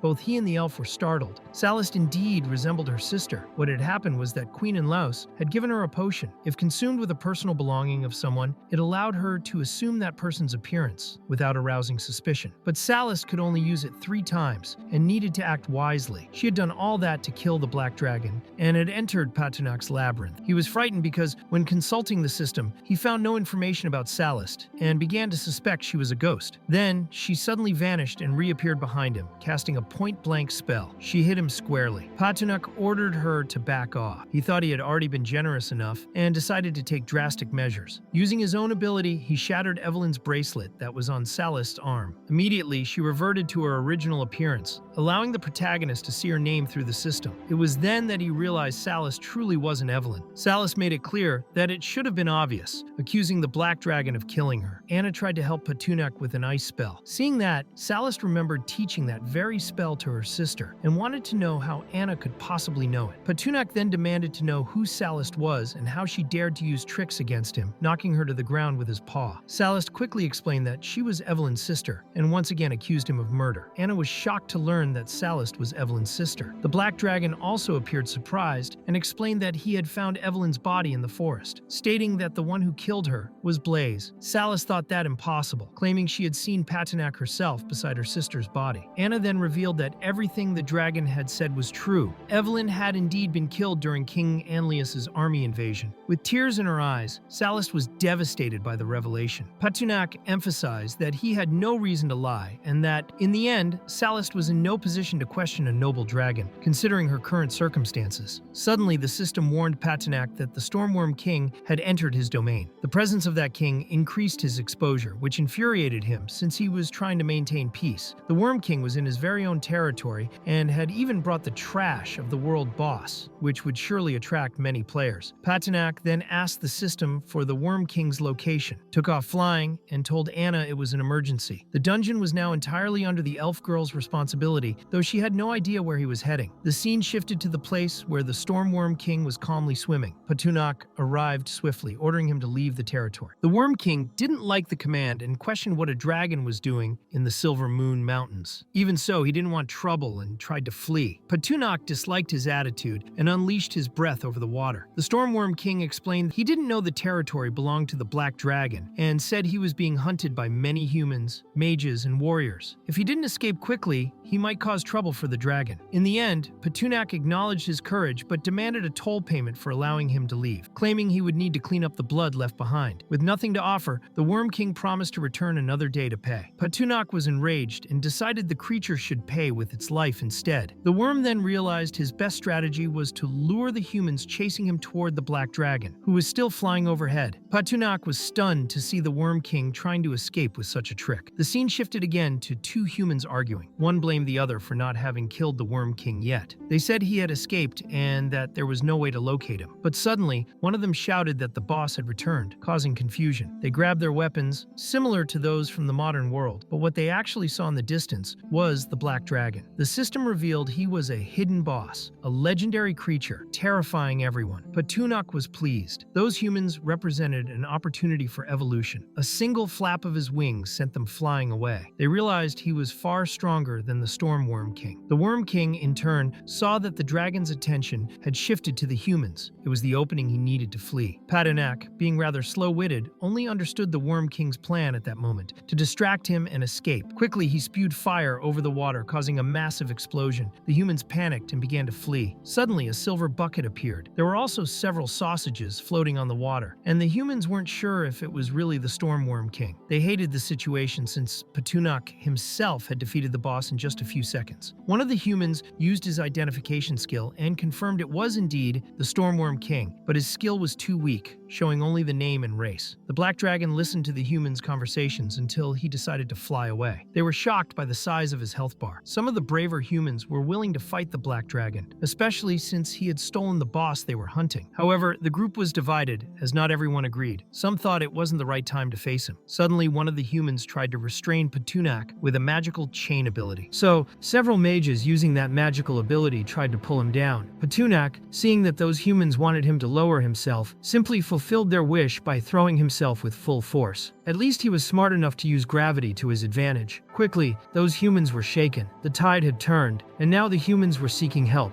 A swordsman named Shueyuan feared nothing and was willing to kill the Black Dragon to gain worldwide recognition. He used his skill called Flying Meteor Slash. Obviously, he couldn't even scratch the Black Dragon's skin. Shueyuan, realizing he had been completely outmatched, widened his eyes upon seeing that the situation was much worse than he thought. The owner of Flying Meteor Slash was extremely tall, but against Patunak, he didn't even make a dent. Then, Patunak asked the swordsman if he wanted to hurt him using a needle, because that's basically what it felt like. Then he flicked Shueyuan, sending him flying like a damn toothpick. The humans now saw they had no chance. They hadn't even managed to break the Black Dragon's defense, so they began to believe he was practically invincible. But one of the most anticipated warriors had arrived. It was the guy with the gun. His name was McCree. Without wasting time, he remembered the time he spent in Rio de Janeiro and fired multiple shots at Patunak. The Black Dragon used his wing, which was somewhat thin, and was barely hit. Even so, the humans thought there was a chance, because they managed to take 1% off Patunak's health bar. They summoned the courage to face him, but his health bar returned to 100%, leaving them deeply confused. Things had gone sour. After all, they had spent too much time in combat to simply flee. Then, the scene shifted to McCree fleeing like any true Karioka, until one of the players pointed at him and warned that he was trying to escape stealthily and had taken the treasure chest. Patunak became furious when he saw that the guy was playing a distraction game and declared that McCree was dead, as he had worked hard to obtain that chest. Then he unleashed his fire breath. However, Patunak couldn't hit McCree, who was ecstatic for not being hit, and began to taunt the dragon as if he had hit the jackpot again. But an old bearded man managed to reach McCree and stomped on him with full force, finding his actions disgraceful. He wanted to understand how a warrior could be consumed by desire. That old man was named Piotrov. He thought he had arrived a little late, but believed he was lucky to encounter the Black Dragon, now considered by everyone as a hidden boss. He also saw it as a chance to gain fame. Patunak thought this old man was another seeking death. Suddenly, Piotrov simply grabbed a knife and embraced the other world. Patunak was incredulous. Some seek death, but he had never seen anyone approach it so directly. He decided he would toast to Piotrov later, but the old man tricked them cleverly. Before going to the grave, he started drinking a resurrection potion. Just as he was about to kick the bucket, he caught fire, as if he had eaten too much chili, heading straight for Patunak. The other humans were very surprised, thinking what Piotrov was doing was very cool. McCree was shocked, but the guy next to him wanted to know if Piotrov was strong. McCree made it clear that he was very strong, having killed over 99 demons with only his sword. For this, he obtained the hidden profession called Brutal Blood Warrior, along with an exclusive skill. The lower his health, the higher the damage. Moreover, when his blood level falls below 5%, he becomes invincible for 10 seconds. Everyone was stunned seeing how powerful that old man's skill was. Piotrov tried to thrust his sword at Patunak, but the Black Dragon wouldn't let it go for free. He used his paw, causing a clash between his attack and Piotrov's, who had a rather unusual ability. The impact was so strong that dust rose, and no one understood anything. Amidst all this, during the battle, Patunak called Cecilia, who used her whip to snatch the sword from Piotrov's hands. Everyone was saddened to see another failure. Patunak hadn't realized that having a contract would be so advantageous for him. In the end, he gained damage resistance by calling Cecilia. The bearded old man made it clear to the Black Dragon that he hadn't won the battle. The other humans were surprised to see Piotrov Piotrov still alive. Very excited, Piotrov stated that Patunok had made him invincible for 10 seconds. Then the old man said he would kill him within those 10 seconds. The players began rooting for him, admiring his unmatched bravery, supporting him with shields and magical enhancements. Piotrov's sword began to glow, and he quickly launched a strike toward Patunok. However, the dragon had disappeared. He began searching for him, looking in all directions. Patunok thought that 10 seconds was too short a pity. Time was up, and now he was ready to destroy him. Suddenly, a magic circle appeared in the water, and the players tried to escape by diving. But Patunok used his fire breath and began heating the water, cooking the humans like chicken. He grabbed the platinum chest and was very happy. With the silver chest in hand, he thought those humans were very inexperienced. Now, he could return to his Anna. Suddenly, he was hit hard by a swordsman, losing a lot of health. This caught him by surprise, as it had never happened before. He wanted to know who did it. Using his skill, he discovered the swordsman was hiding behind a rock. The red-haired swordsman would never have imagined that the flying sword skill could be so powerful. With luck and his stealth skill, he thought the black dragon wouldn't discover him. However, he began to feel extreme heat. Obviously, it was the black dragon's breath behind him. The shock was so intense that his eyes almost popped out. He quickly tried to dodge Patunok's fire attacks. He was skilled in martial arts, which was a differential, as he knew some kung fu. But the black dragon appeared behind him in the blink of an eye, leaving him in shock. Patunok was too fast for a dragon. The swordsman began to cry, realizing there was no escape, and gave an excuse saying his sword flew toward the protagonist by accident. But seeing that the dragon was now fine, he decided to leave. Patunok knew it wasn't an accident, and decided to annihilate the young man. But first, he wanted to extract a bit more value from him, promising to spare him if he helped open a platinum chest. Otherwise, he would reduce him to ashes. The red-haired boy found it very strange that a magical creature was interested in a treasure. In the end, he preferred to do what Patunok wanted to get out of the situation. However, he wanted the dragon to swear by his lineage, and by the gods he followed that he wouldn't do anything after the chest was opened. The black dragon had no problem, and even promised to make a pact with him. The red-haired boy quickly cut his finger and signed the paper. However, he realized that the document was nothing like what they had verbally agreed on. Then, the black dragon threw him into the air. The system showed that he had contracted a player from the Celestial Dynasty, who had skills in ancient martial arts constitution, efficient construction, and gastronomy. Patunok thought this wasn't so bad. He believed he could look for more humans of this type to cook and serve as food for the people of his dungeon. That world seemed more like a parallel world to the previous one. Survival relied heavily on knowledge about other factions and their customs. Patunok thought it best to meet more players from different regions. He quickly opened the platinum chest and obtained the construction plans for the Black Dragon Guard Fortress, a secret promotion scroll for Dragon Knight, a construction decree, and a pair of space rings. He never imagined a platinum chest would deliver so many things. However, the ring had a description that caught Patunok's attention, as it said he could not place living beings inside, under the risk of being responsible for the consequences. He was upset because the player who knew martial arts had already taken a beating and ended up dying, all because he acted impulsively. The system notified him that the Black Dragon Guard Fortress, the new available construction, had a unique access. This caught Patunok's attention, as it would be the first line of defense for the dungeon. However, he needed tons and tons of stone, wood, 50 units of obsidian, 10 units of amethyst, and 10 units of gold. This made Patunok extremely angry, as the construction scrolls he obtained required huge material proportions. So, he wondered if the system wasn't afraid of being taken to the Cosmic Court of Justice, since it was very thieving. Of course, the system gave one of its usual excuses, making clear that it had nothing to do with the functions and costs of what the platinum buckets offered. In this, Patunok wanted to know if, in the system's store, it was possible to buy gold jewels,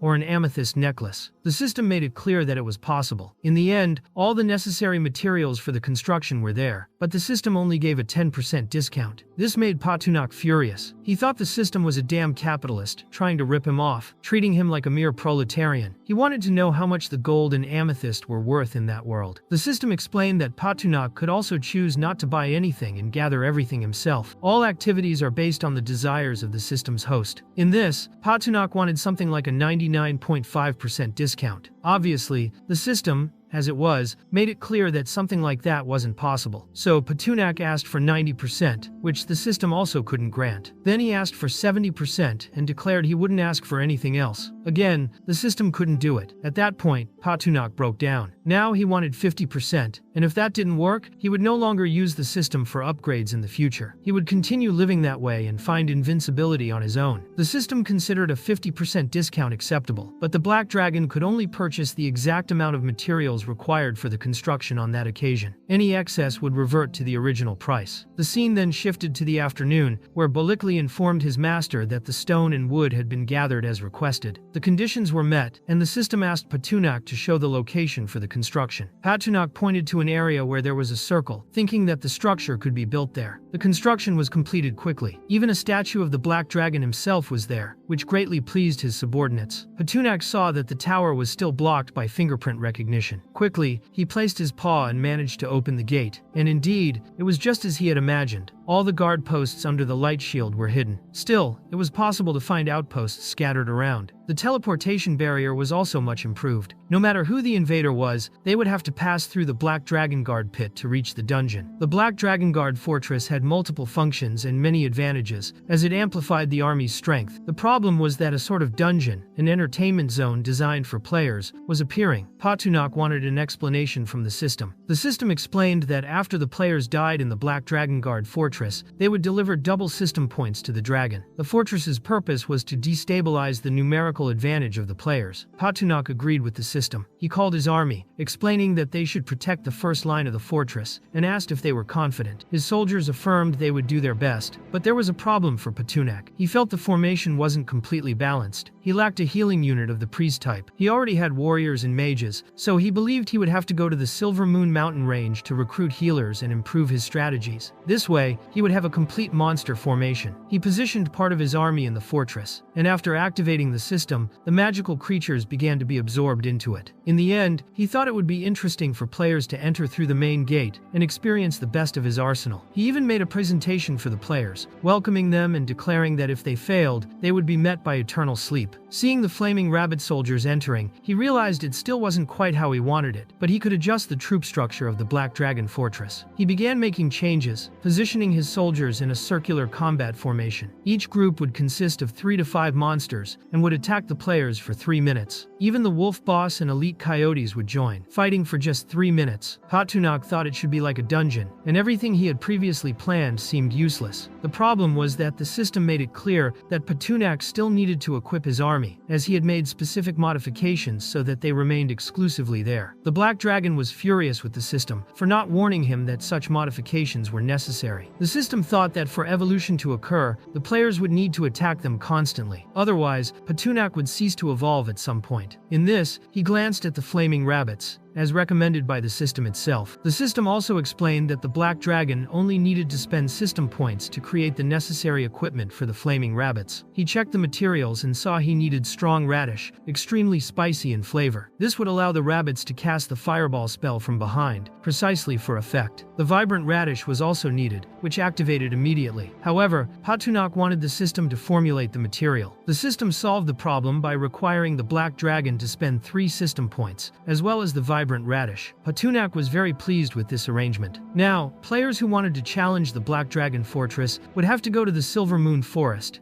near the country of Andalus. There was an announcement that this dungeon had just been released and caught players by surprise, as it promised generous rewards that would aid their growth. The red-haired swordsman saw this and became very angry, having missed a resurrection opportunity and lost points. Still, he had a plan, as it seemed the local natives' abilities were much greater than their level suggested. Additionally, using the contents of the chests was valuable information he could share. The scene then shifted to Anna, who had her outfit changed and didn't understand what was happening. It was as if a force was emanating from within her. She told the Black Dragon she couldn't stop it and felt extremely hot. Patunak wanted to understand the reason for this reaction, as he was only looking at the Dragon Knight scroll. Suddenly, Anna underwent some kind of evolution. She grew wings and horns. Patunak knew that the Dragon Knight profession focused on amplifying the dragon's power and gaining defensive skills, but he didn't expect a physical transformation. She also received a protective shield from the dragon spirit, which increased her maximum health by 10%, and a skill called Devastating devastating strike, which dealt high melee damage and reduced the opponent's damage by 20%. Additionally, she acquired Dragon Ray's Procreation, increasing the probability by 50%. Patunak was very surprised when he saw this description in the system. Then the brass dragon appeared and told his master he had something to say. The black dragon thought he spoke too fast and allowed him only 10 words. Tolmarine got flustered and now only had 8. He began thinking about how to convey what he needed in so few words. Patunak believed that players with low pain tolerance were the most stubborn. Therefore, he handed Tolmarine a construction improvement scroll and explained that he should enhance the dungeon and then lock it, trusting that the brass dragon would know what to do. Patunak praised Anna, saying the armor looked great on her, and gave her a ring, explaining that it was just a gift. However, the real gift was inside the ring. Tolmarine, seeing how she looked, gave a mischievous glance. The black dragon, jealous as always, kicked him and expelled him from the cave. He hated dragons without limits. Then he looked at Anna with a goofy expression, acting like a beta, and told her she could open the gift. Anna, however, felt he didn't need to treat the brass dragon that way, since he hadn't done anything wrong. But Patunak explained that the gift was meant to be just between the two of them. Anna opened it and saw a black nightdress. She blushed deeply, while Patunak asked if she liked it, as he had chosen it himself, and the dress helped regulate temperature. Anna found the black dragon very playful. He, acting juvenile, excused himself by saying he was just a dragon and she was an elf, so there was nothing he could do. He thought the summer was too hot and that the dress could help her sleep well. Still, she remained suspicious. He, being clever, gave his word. Still pouting, she flew away with her new wings. The scene then shifted to Patunak, who was irritated because there was a door he couldn't open. He tried to force it, warned Anna that he was coming, and found her lying on the bed. He ends up breaking the door to get in, causing the entire building to shake. Meanwhile, the scene shifts outside, where the brass dragon does not understand why his master slapped him. It hurt both physically and psychologically. Still, he starts to believe that the black dragon did it as encouragement. Therefore, he decides to stand out even more to impress his master. The scene then shifts to the interior of the dungeon's lair. The leader of the human group that had tried to invade earlier, the metrosexual with blue hair, was very afraid of the brass dragon. He promised he would help make weapons and just didn't want to be mistreated. The scene suddenly shifts to Anna, who was with the black dragon. He could only think about the Bible while spending a moment with her. Then, Tolmarine arrives and informs his boss that he spoke with the leader of the captured humans. He shared information about the humans, wanted to help with weapon making, and could also obtain the necessary materials because he knew of a mine to extract ore. However, he arrived at the wrong time and disrupted the moment between Patunak and Anna. Furious, the black dragon's paw begins to catch fire. Pretending that Tolmarine had done a good job, he comments that it was like the Pomona car, showing up at the right time to cause trouble. Then, he punches Tolmarine with great force, sending him flying. The scene shifts to the coastal division of the Silver Moon Forest, where some humans are gathered. They find a portal, and upon crossing it, arrive at the Black Dragon's fortress, without understanding how they got there so suddenly. A girl consults the map and realizes they are in an advanced area of the Black Dragon's territory. The description indicates that this was the first defense post before reaching the dungeon, and they could only reach it by passing through the fortress. The players are confused, no longer sure if this is a game or the real world. One of them, however, believes they should be excited, as they are the invaders of this world and should explore it to the fullest. They enter the Black Dragon Fortress's purple portal, which would teleport them. After entering, the group's captain positions himself at the front, while the others show fear, finding the place dangerous. The captain, however, fears nothing, as he desires the rewards. Suddenly, a muscular rabbit appears with an axe. The captain manages to block the attack with his sword, but the others start running. Various magical creatures appear, and begin killing the humans. Additionally, the players fall into traps scattered along the path. Without lifting a finger, Patunak gains 17,000 system points. The scene shifts to the Grand Hall, where Salist appears with a book in her hands and a completely different appearance. She is there to teach the Black Dragon a lesson. Seeing her, Patunak is surprised and wants to know if she is truly the woman who thought he had killed her sister. Salist clarifies that it was all a misunderstanding. She understood the truth when the Black Dragon showed her sister's tomb. As a mage, she felt that her sister's soul had departed in peace. Remembering Evelyn's tomb, Salist apologizes for the mistake and offers to help the Black Dragon by teaching magic to the magical creatures. Patunak informs Anna that from now on, she would learn magic from Salist every day to become stronger. Anna begins to cry, believing she has no talent for it. Before arriving there, she had tried to transform into a light elf in the Emerald Forest. She tried more than 10 times and never succeeded. Patunak explains that perhaps her talent does not manifest in this this specific area, but by learning a new way to use magic, she could unlock her full potential. Suddenly, the system alerts that a special NPC is calling Patunak. He wants to respond quickly, but the system requires the Black Dragon to choose between real descent mode or split descent mode. Patunak has no idea of the difference. Real descent transmits the host's body and causes them to receive damage directly. Split descent transmits only part of the soul, forming a bilocation and reducing the risk of being transported far away. Patunak chooses split descent mode, although it costs 2,000 system points, leaving him frustrated. The scene then shifts to the Colosseum of the Illyrian Empire. A long-haired, brown-haired woman wearing a hat is in the arena with a massive lion. She commands it to completely destroy her opponent, a poor, weakened human. The lion seems more like a cat playing with a mouse, quickly starting to chew on that piece of ham. The woman seems to take pleasure in watching the lion eat a person. Her name is Dana, the third princess of the Illyrian Empire. Seeing the way the lion chews the woman, a subordinate asks Dana if she would really let the lion eat her. Dana demands that he be quiet, stating that the woman is an inferior being, and it makes no difference whether she lives or dies, as she is just a commoner. Moreover, the woman has a healing ability, so no matter how oppressed she is, she would survive in the end. Dinah then calls her secretary, Ulbricht. She explains that she wanted to see the dragon in action, as it would be more interesting. Quickly, Ulbricht brings her dragon. The creature releases a large cloud of vapor over the girl in the arena. For Dana, the real spectacle is about to begin. She wants to see if the woman can recover after being completely mauled by a dragon, laughing at the situation as if it were comical. The woman, completely weakened on the ground, begins to beg for a demon or angel, any being who could save her. In exchange, she promises to be their servant for life. It is at this moment that the black dragon appears right above her, and feels very embarrassed by the situation. He wants to know if she was the one who summoned him. Dana's dragon, upon seeing Patunak, begins to tremble in fear. The black dragon then realizes he has been summoned inside a coliseum. It is the first time he has been in such a place. People are terrified and start fleeing. Patunak doesn't understand what is so frightening until he notices something sticky on his paw and becomes confused. It is the flesh of the woman who summoned him, although he is unaware of it. She is still alive but can barely speak. Just trying to communicate terrifies him. He thinks her will to live is incredible, as she looks like a completely crushed cockroach on the ground. Soon, he realizes that the girl, apparently unrecognizable, was the one who summoned him. Seeing this, the dragon becomes angry and decides to have a barbecue with the other dragon. The terrified onlookers recognize that this is the true black dragon and cannot understand how he appeared there. The people present try to warn Dana, saying it is time to flee, as the black dragon is in the Colosseum. But she pretends to be calm, claiming that his appearance was an accident. One of the subordinates asks her to order the Colosseum guards to stop the dragon before it is too late. Dana, however, does not like being pressured at all. Although her soldiers are the best in the region, she is not sure if they can face the black dragon. She believes it would take a 6th level golden knight to defeat Patunak. Quickly, she uses her spatial ring, takes out a scroll, and sends a pigeon with a letter. It is an urgent request for help, with the coordinates of the location from where it was sent. Since there are a total of 4 golden knights in the Illyrian Empire's capital, she believes they will arrive in time, and that the black dragon will have no chance against them. Meanwhile, Patunak consults the system to see if there is any way to restore the woman's consciousness. He also wants to know if he could give her a healing potion, but the system informs him that the only option is to give his own blood. Quickly, he follows the recommendation, and the girl begins to glow, being completely restored. Soon after, some knights arrive at the site and want to know, through the captain, whether they should attack. The black dragon's claws are heavier than their swords, but even so, they believe they should face him. The captain orders the beasts to be ready and in position. Patunak is not at all pleased with the shouting. The captain orders the beasts to attack, and he himself tries to strike the black dragon with his sword. Patunak finds the knight's arrogance excessive, considering him a worm. Wasting no time, he uses the language of dragons and disarms all the enemies. In the end, all the swords fall to the ground. However, the captain ends up without his clothes, embarrassed as he tries to hide his tiny member. Still, he does not give up. He grabs his sword again, intending to attack, but soon realizes that Patunak's skin is extremely resistant. Patunak wondered whether he preferred to be turned into barbecue or to fly straight to the 5th circle of hell. Suddenly, another metrosexual appeared, long-haired, mounted on a horse. He charged quickly, trying to attack the protagonist. Patunak was even surprised by the rider's speed, but the opponent hadn't expected that his strike would only penetrate a few centimeters into the black dragon's skin. Patunak seemed to lack the aura of an adult dragon, yet his resistance surpassed that of several veteran dragons. This was the Golden Order Knight of Paracord, level 59, an extremely difficult opponent to defeat. Seeing the knight's stats, Patunak understood why he had been able to injure him. Since the first attack hadn't caused enough damage, the knight tried again, The Black Dragon, however, didn't want to leave anything to chance. He tried to block the strike, but the sword pierced his paw. Quickly, Patunak began to fly, realizing that the Golden Knight would be very troublesome. But a new attack came from the air. It was Krogan, an aerial knight. Patunak decided to flee, only to be surprised multiple times by attacks that could track him mid-air. He was shocked at how little he could evade the arrows. He tried using the language of dragons to disarm his enemies, but the spell failed miserably, leaving him incredulous. Suddenly, he was hit hard and fell to the ground, unable to understand what had happened. Soon after, another attack grazed him. Realizing it was just a simple wooden spear, he understood that the dragon language had completely failed. He considered it a disaster. The worst part was that he hadn't even summoned his real body at that heated moment. Seeing that knights of this level were already causing so much trouble, he preferred not to imagine facing even stronger opponents. Without wasting time, Patunak returned to his cave, swearing he would not be discovered there. Yet he felt he was forgetting something. Then he realized there was something sticky on his hands. It was the girl, who looked like a smashed cockroach on the ground. He had been in such a tough fight that he had completely forgotten her. Quickly, he placed her on the floor. She was missing her arms, coughing, and he couldn't believe she was still alive. He thought there was a high probability of inheriting the self-healing ability if he killed the summoner or looted her skill. That way, he would become invincible. He even tried to loot the girl, but failed. Patunak couldn't believe his luck, as this could have been his trump card. He tried again, only learning useless things, like how to hold his urine. The system warned that the NPC was special, and his looting ability was inferior. Therefore, it was impossible to steal her main ability. Quickly, he considered killing her, but couldn't bring himself to be so cruel. He preferred to let her rest for a bit. He also believed that Kyle had already recovered after so many days. He wanted to see if the recovery skill could accelerate the growth of the dragon's heart. The scene shifted to him observing Kyle, curious about his condition. But Kyle was extremely angry and just wanted his powers back. In the end, the Black Dragon found it amusing to see Kyle like that. Kyle wanted to know what Patunak intended for him. The Black Dragon made it clear that he wouldn't take the healing ability, as it only reaches its full potential in Kyle's own hands. Kyle asked if the Black Dragon wanted to be healed by him, but said he was unwilling to do so. Then, he thought it best for Patunak to kill him, as he wouldn't help. The Black Dragon believed Kyle didn't understand the severity of the situation. That prison was no ordinary one. If Patunak wished, he could increase Kyle's suffering. He called Bolekli, who arrived in a panic, eager to know his master's wishes. Patunak explained that Kyle was dissatisfied with the dungeon service and wanted Bolekli to encourage him to see things differently. In the end, Bolekli was willing to make the dungeon system's guests feel at home. Quickly, he grabbed a chest and opened it, revealing various items. Bolekli picked up a chair filled with beams, showing the first part of the service. Patunak thought Bolekli was truly very professional.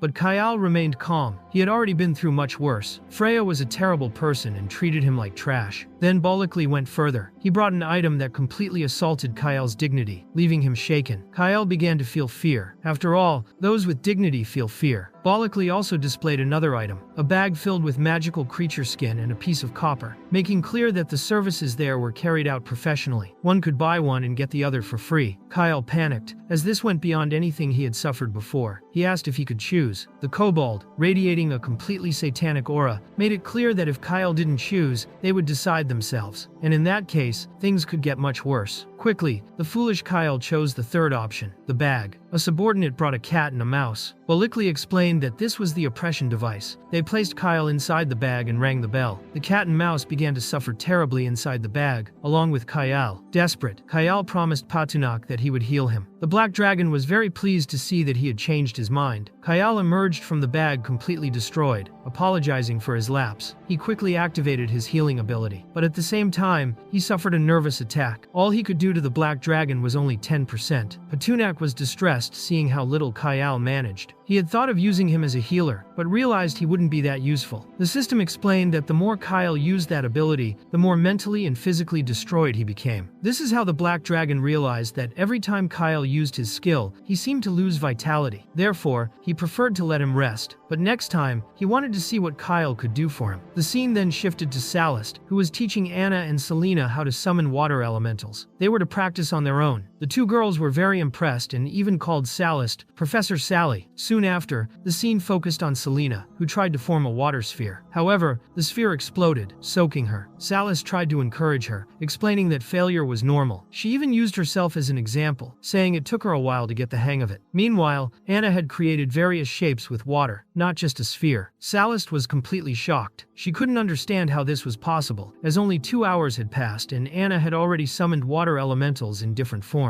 In Sallust's view, Anna should have taken a week to accomplish that. She tried to act naturally, praising the girl and saying she had never seen anyone like Anna. Curious, Anna asked how long it took Sallust to master the water element. Sallust, too proud to admit the truth, lied, saying it took about an hour. Anna, naive, believed her and praised her teacher. She even felt sad for taking 2 hours, thinking she wasn't that skilled. But Sallust tried to console her, saying that speed in learning doesn't reflect true talent. She then asked Anna to try summoning a water elemental and communicating with it. Anna concentrated and tried. To everyone's surprise, she directly summoned an elemental gate. Sallust couldn't believe she had done it on her first try. On top of that, the gate was 5 times larger than the one Sallust had achieved on her first attempt. Suddenly, a water elemental creature emerged from the gate. Sallust began trembling with fear. She couldn't understand how a novice like Anna had summoned a 4th-level water elemental leader. She felt completely humiliated by it. With the giant creature close to Sallust, Anna wanted to know from her teacher what she thought of the summoning. Sallust tried to maintain composure. She attempted to convey to Anna that her summoning had some flaws, but it was still very well done. She just wanted the student to reinforce the exercise more. At that moment, Anna summoned another water elemental. She told Sallust she noticed some deficiencies in the elemental summoning, as it seemed she was communicating with a stronger water elemental. It wanted to leave, but she felt she could not control it. Sallust became desperate hearing this. She tried to stay calm at all costs. Deep down, she knew Anna was not wrong. The water elemental was out of control. If Anna forced the summoning, it was very likely it wouldn't listen to her. In the end, Sallust dismissed her 2 students. She was feeling weak. It was all too much for her. Anna, concerned, said she knew some healing techniques and could help. But Sallust, quite frustrated, explained that it wasn't necessary. It was an old problem that healing magic couldn't solve. Then she ran off, completely desperate, saying she would return the next day to speak with them. Suddenly, Patunak appeared behind Anna. The elven girl became worried. She wanted to know if Patunak thought Sallust hated her, as she seemed to be in a bad mood. The black dragon clarified that Sallust did not hate her. It was just life. In the end, everyone faced all kinds of blows. Eventually,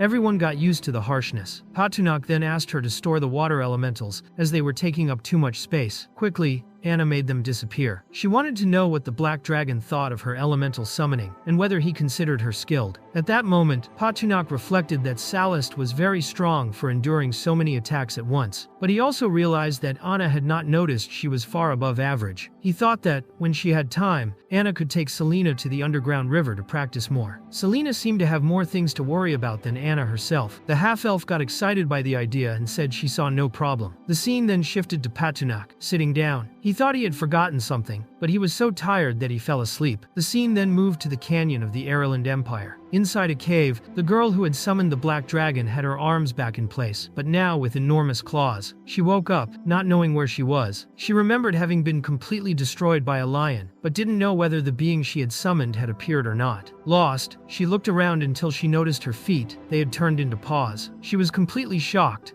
believing she had been transformed into a monster. However, she began to see an advantage in being turned into a monster, as she could now take revenge on the one who had killed her mother. She no longer cared about her appearance. As she walked, she tried to understand where she was. She saw a light and believed it was the exit. Meanwhile, Patunak was dreaming. In his human form, he had a moment with Anna. In the dream, the woman who had summoned him touched his eye, thinking there was no other way but to wake him up. Suddenly, he awoke in a panic, furious, wanting to know who the idiot was that had interrupted his perfect sleep. Quickly, the woman bowed. She hadn't realized he was sleeping. She thought he was only resting his eyes. Patunak realized it was the woman who had summoned him. His blood had altered her body. The problem was that he couldn't see her name through the system, but he could see that her state was highly draconic. She possessed multiple dragon abilities. She could no longer be considered human. He believed that the ability called Nirvana was probably her self-healing power. She was an SS-class NPC. If he fulfilled her wish, he would receive a special ability. However, everything was uncertain, as she didn't even have a name. Patunak was suspicious, but also excited. Perhaps the reward was linked to Nirvana. and even if it seemed suspicious, he could not refuse the draconic girl's wish. Since it was her first time doing something like this, he wouldn't correct her mistakes. As a summoner, he would grant her wish. She was very happy about that. With a dark gaze, she revealed that she wanted the person who killed her mother to die. She wanted revenge. That was her greatest desire. The black dragon accepted the conditions but wanted to know who was responsible for such misfortune. The woman revealed it was the king of Airyland. She explained that her mother was a simple seamstress. The king had spent one night with her. As she was a commoner, when he discovered she had given birth to a daughter, he forcibly took the girl's mother and ordered the soldiers to brutally kill her. She remembered the scene clearly. The king set everything on fire. The soldiers were just following orders, with no real desire to kill. Since royal blood shouldn't be shed unnecessarily, the girl survived. All this was done to silence her mother. Over the years, the king lived peacefully in the palace of Airyland. She didn't know why he hadn't secretly killed her. Perhaps it was related to her body's healing ability. Upon reaching adulthood, she was rendered unconscious and taken to the Colosseum. They thought this would allow them to kill her. Patunik was frustrated. He couldn't simply fight the king of Airyland. The draconic girl recognized that it would be complicated to get past the king's army and reach him. After all, he had every possible defense. When she escaped, she noticed walls equipped with special crossbows designed for dragons. The scene shifted to the Grand Hall of the Airyland Empire. The king was furious. He slapped Dinah's face, thinking all of this was endless nonsense. Dinah admitted she had made a mistake.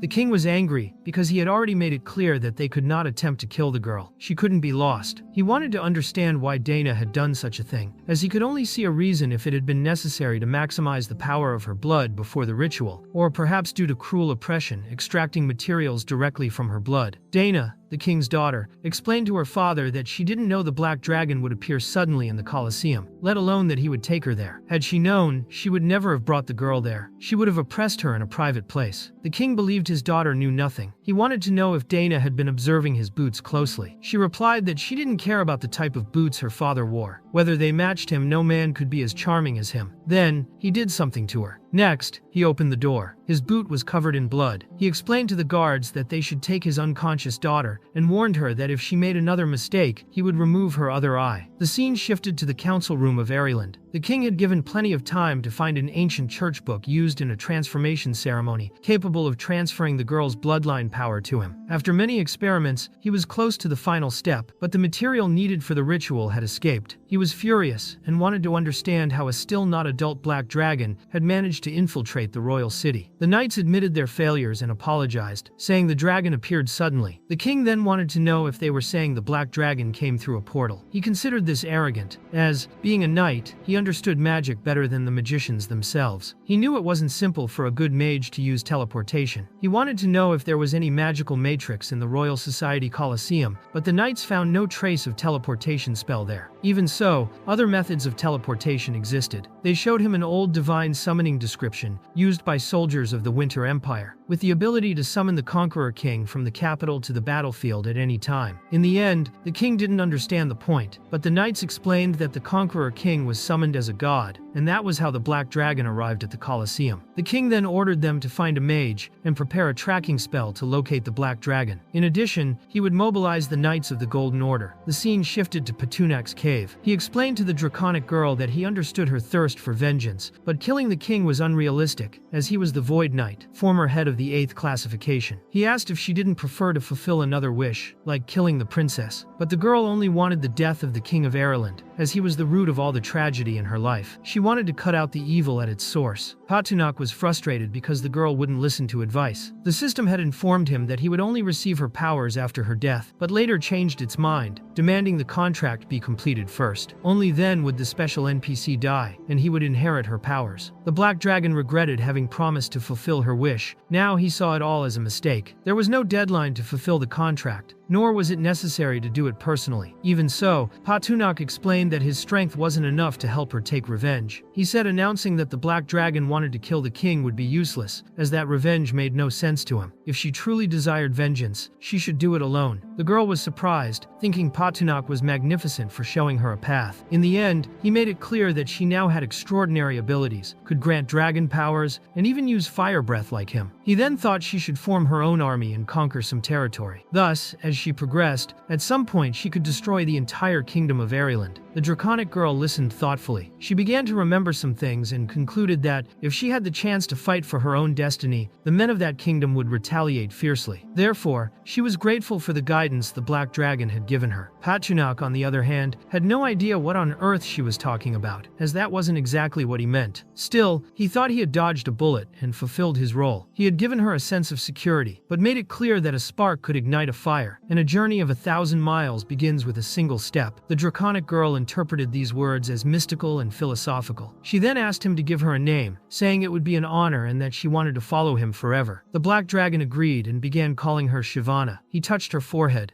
making a light shine. He hoped this would help her remain calm, cool, and composed when facing her enemy. He said he would wait for her action. Shivana began to cry and thanked him, as this was the first name she had ever received in her life, and she would treasure it. However, the system began mocking Patunok in every possible way, calling him a failed Mary Sue and a beta, saying that if he were strong enough to fight an 8th Order knight like the king, he would do it with pleasure. In response, Patunok demanded that the system teleport him immediately back to the Dragon Guard. However, since the contract had not yet been completed, the system made it clear that he would have to return to the dungeon on his own. This made him furious like a steam engine. He called the system trash and decided he would leave by flying, since Ireland was not that close to Anlius. He then checked the map, realized he was surrounded, and grew even more frustrated, as the system had given no warning. The system explained that Patunok could switch to his true form and spend points to transport Anna with him, which could help in that situation, since the most dangerous enemy there was a Knight of the Golden Order. This made the dragon roll from side to side in desperation, as there was no way to defeat someone of that level, and the system said all this as if it were simple. The scene then shifted to a mountain, where an archmage in a black robe watched Patunok, whining like a spoiled child on the ground. She didn't understand why he was so agitated. A knight informed her that the dragon's crossbow was ready. The archmage ordered it to be moved slightly to the left and pointed toward the mountain. The knight asked if she really believed the dragon's crossbow could hit the black dragon. She confirmed firmly, as the arrows were engraved with 5 magical threads. These threads formed a set of enchantments: sharpness, speed, tracking, explosion, and armor penetration. Together, these magics were strong enough to pierce a mountain. The archmage knew the arrow was designed to pierce stone, not necessarily to kill the dragon, but she still ordered a second arrow to be prepared, as she trusted the targeting device fixed directly on the target's head. The tracking rune was considered useless in this case. The knight then asked if the spatial prohibition magic formation was ready. Everything was prepared, but the sorceress warned in advance. The area covered by the magic was vast, and they would only have 10 minutes to capture the black dragon. During this short period, they had to restrict his movements as much as possible. The captain simply asked the sorceress to ensure safety, as his knights were ready, and he intended to contain the dragon as quickly as possible. Thus, the great mage ordered everyone to prepare to fire the giant arrows. Quickly, one was launched, causing a massive explosion. Patunok was startled, while the draconic girl was certain something was surrounding them and about to attack. Wasting no time, Patunok began to fly, carrying the 2 girls in his arms. The mountain was collapsing, but the problem was that the black dragon felt his wings couldn't sustain flight. He then saw in the system that he was under the effect of a spatial prohibition magic for him. This battle held no honor. Suddenly, a gigantic arrow struck his dignity directly. He crashed to the ground, but never released the 2 girls. Now, he desired the death of all humans for doing this. The sorceress in the black robe was extremely pleased. The first arrow had brought down the mountain. She didn't believe the black dragon was so foolish. If he hadn't been holding those girls, he could have defended himself. She then ordered another arrow to be reloaded, now with precise aim. It was meant to hit his heart. Patunok was now face to face with the army of knights. He was already preparing to breathe fire, so they raised their shields. Patunok tried to turn them into barbecue, but the captain ordered them to increase their distance, weakening the range of his flames. The rest of the knights were to handle him with chains. The black dragon used the dragon language to disarm them, but a mage was already preparing a superior purification spell, nullifying his tricks. Then, a knight made a cut across his neck. This made Patunok even more furious. Even chained, he unleashed flames at the knights, who defended themselves easily. He realized he couldn't break those chains with just his bite, as they were specially made to restrain magical creatures. With great effort, he managed to break them, driven by the fear of losing the battle. Half the time of the spatial prohibition spell had already passed. Several knights began to surround Patunok, provoking him, but he knew this was just a distraction, while they prepared more chains to immobilize him. The captain grew frustrated with the intelligence of the black dragon and desperately searched for a weakness. He believed the crimson crystal on Patunok's chest was his vulnerability. If he could hit it, the dragon would lose concentration. He then advanced to attack, but Patunok used his tail to defend himself. He declared that their despicable behavior had provoked his wrath, and without hesitation, unleashed his fiery breath at the knights. The captain was surprised, but still believed the dragon's resistance was futile. He then used the Dragon Slayer technique, a power so strong that even Patunok felt apprehensive. He was struck directly. This was the light of the hidden sword of laments, charged with the fury of the souls of fallen companions. The blow was devastating. Patunok at that moment saw vivid images, memories of the lost souls, and then, in that instant of pain and transcendence, he mastered the dragon word, the power of the king. He recovered quickly. The captain couldn't believe what he was seeing. Patunok let out a brutal roar that shook the entire region. He had been promoted to a young fifth-order dragon, and along with it, awakened a new draconic language, something he didn't even know how he had acquired. The king's power was an ability that granted Patunok absolute sovereignty within a 100-meter radius. Within this domain, his willpower and resistance increased exponentially, while those of his enemies were drastically reduced. During this effect, he became practically inviolable. Additionally, he became immune to attacks from the dragon's soul-destroying sword. Although he had advanced suddenly and didn't fully understand it, he soon grasped the effects of the dragon language. Within the royal domain classification, neither physical nor mental damage could penetrate his defense. Even attacks like the Dragon Soul Destroyer launched with full force by Jingsun would have no effect. Patunok knew Jingsun wanted to kill him, but now, at this new rank, that was increasingly difficult. Without hesitation, Patunok declared to all the knights, calling them worms, that they would face all of his fury. The mages, desperate, activated their elemental fire shields, but they were weakened and on the verge of breaking. They needed something to save them. Suddenly, an immense explosion occurred. When the dust settled, one of the knights charged at Patunok with his sword, but could do nothing and was brutally struck. Before falling, he shouted for everyone to flee as quickly as possible. Patunok began to fly, showcasing all his strength before those knights. He made it clear that none would escape. He wanted them all to taste his dragon breath bomb. He was preparing an attack completely different from anything he had done before, when he was suddenly trapped by a spatial confinement. Not understanding why he couldn't move, he realized that the formation had been created by the great space sage, the most powerful mage of the Aurelian Empire. An old man appeared. It was Angus, the mage of the Stellar Circle, who declared himself deeply disappointed. Around him, several fallen individuals tried to justify themselves, claiming they hadn't expected the dragon to have an opening or be so strong. But Angus saw this only as another reason to condemn all of the King of Ariland's subordinates. Then, a young man armed with a dragon crossbow approached and greeted Master Angus. The mage ordered him to prepare to finish the task. When he fired the crossbow, the spatial confinement would be temporarily unlocked to allow the arrow to strike the black dragon. However, Angus warned that he did not have enough power to conjure the confinement a second time. This was a one-time opportunity. Even so, the man assured his master not to worry. He was ready to fire the dragon crossbow at any moment. Patunok realized that these humans were talking about the crossbow again. He hadn't imagined they actually possessed it. He then asked the system if he could summon his true body, as he wanted to test if he could withstand the arrow. The system made it clear that he would not survive. That arrow had been specially prepared to kill him. It was difficult to manufacture and had 5 runes engraved by professional mages. Patunok became quite worried. He had been summoned for a mission in the Ariland combat arena, but didn't know if the king sought revenge or if there was some conflict with Shivana, who had been under his care for many years. He asked the system for an efficient solution to escape the mess. He sensed that the humans were ready to fire at any moment. The system offered the possibility of teleporting his real body along with Anna. However, it made clear that only Anna would provide an effective solution to the current problem. Patunok was furious. The idiot couldn't mention anything involving Anna. He didn't think it was right to put her in such a dangerous situation. He already knew the system was capitalist, and only wanted to extract points at any cost. He then asked if there was another way to spend points to get out of the problem. The system suggested patience, explaining that a combat power calculation mechanism existed, and that there was a possibility the Black Dragon might not even defeat Anna herself. This left Patunok extremely surprised. At the same time, he believed the system was wrong. Finally, the system explained that detecting the distance to the dungeon would cost 500 points, summoning his true body would cost another 1,000 points, and teleporting Anna would require an additional 1,000 points. The Black Dragon was incredulous. He had assumed the system would do it for free, but the capitalist system made it clear that Patunok was under spatial confinement, and resisting the force of this confinement was no easy task. Patunok accepted and asked the system to perform the teleportation. Suddenly, Suddenly, Anna appeared. Without wasting time, she opened an elemental water portal. She realized the danger Patunak was in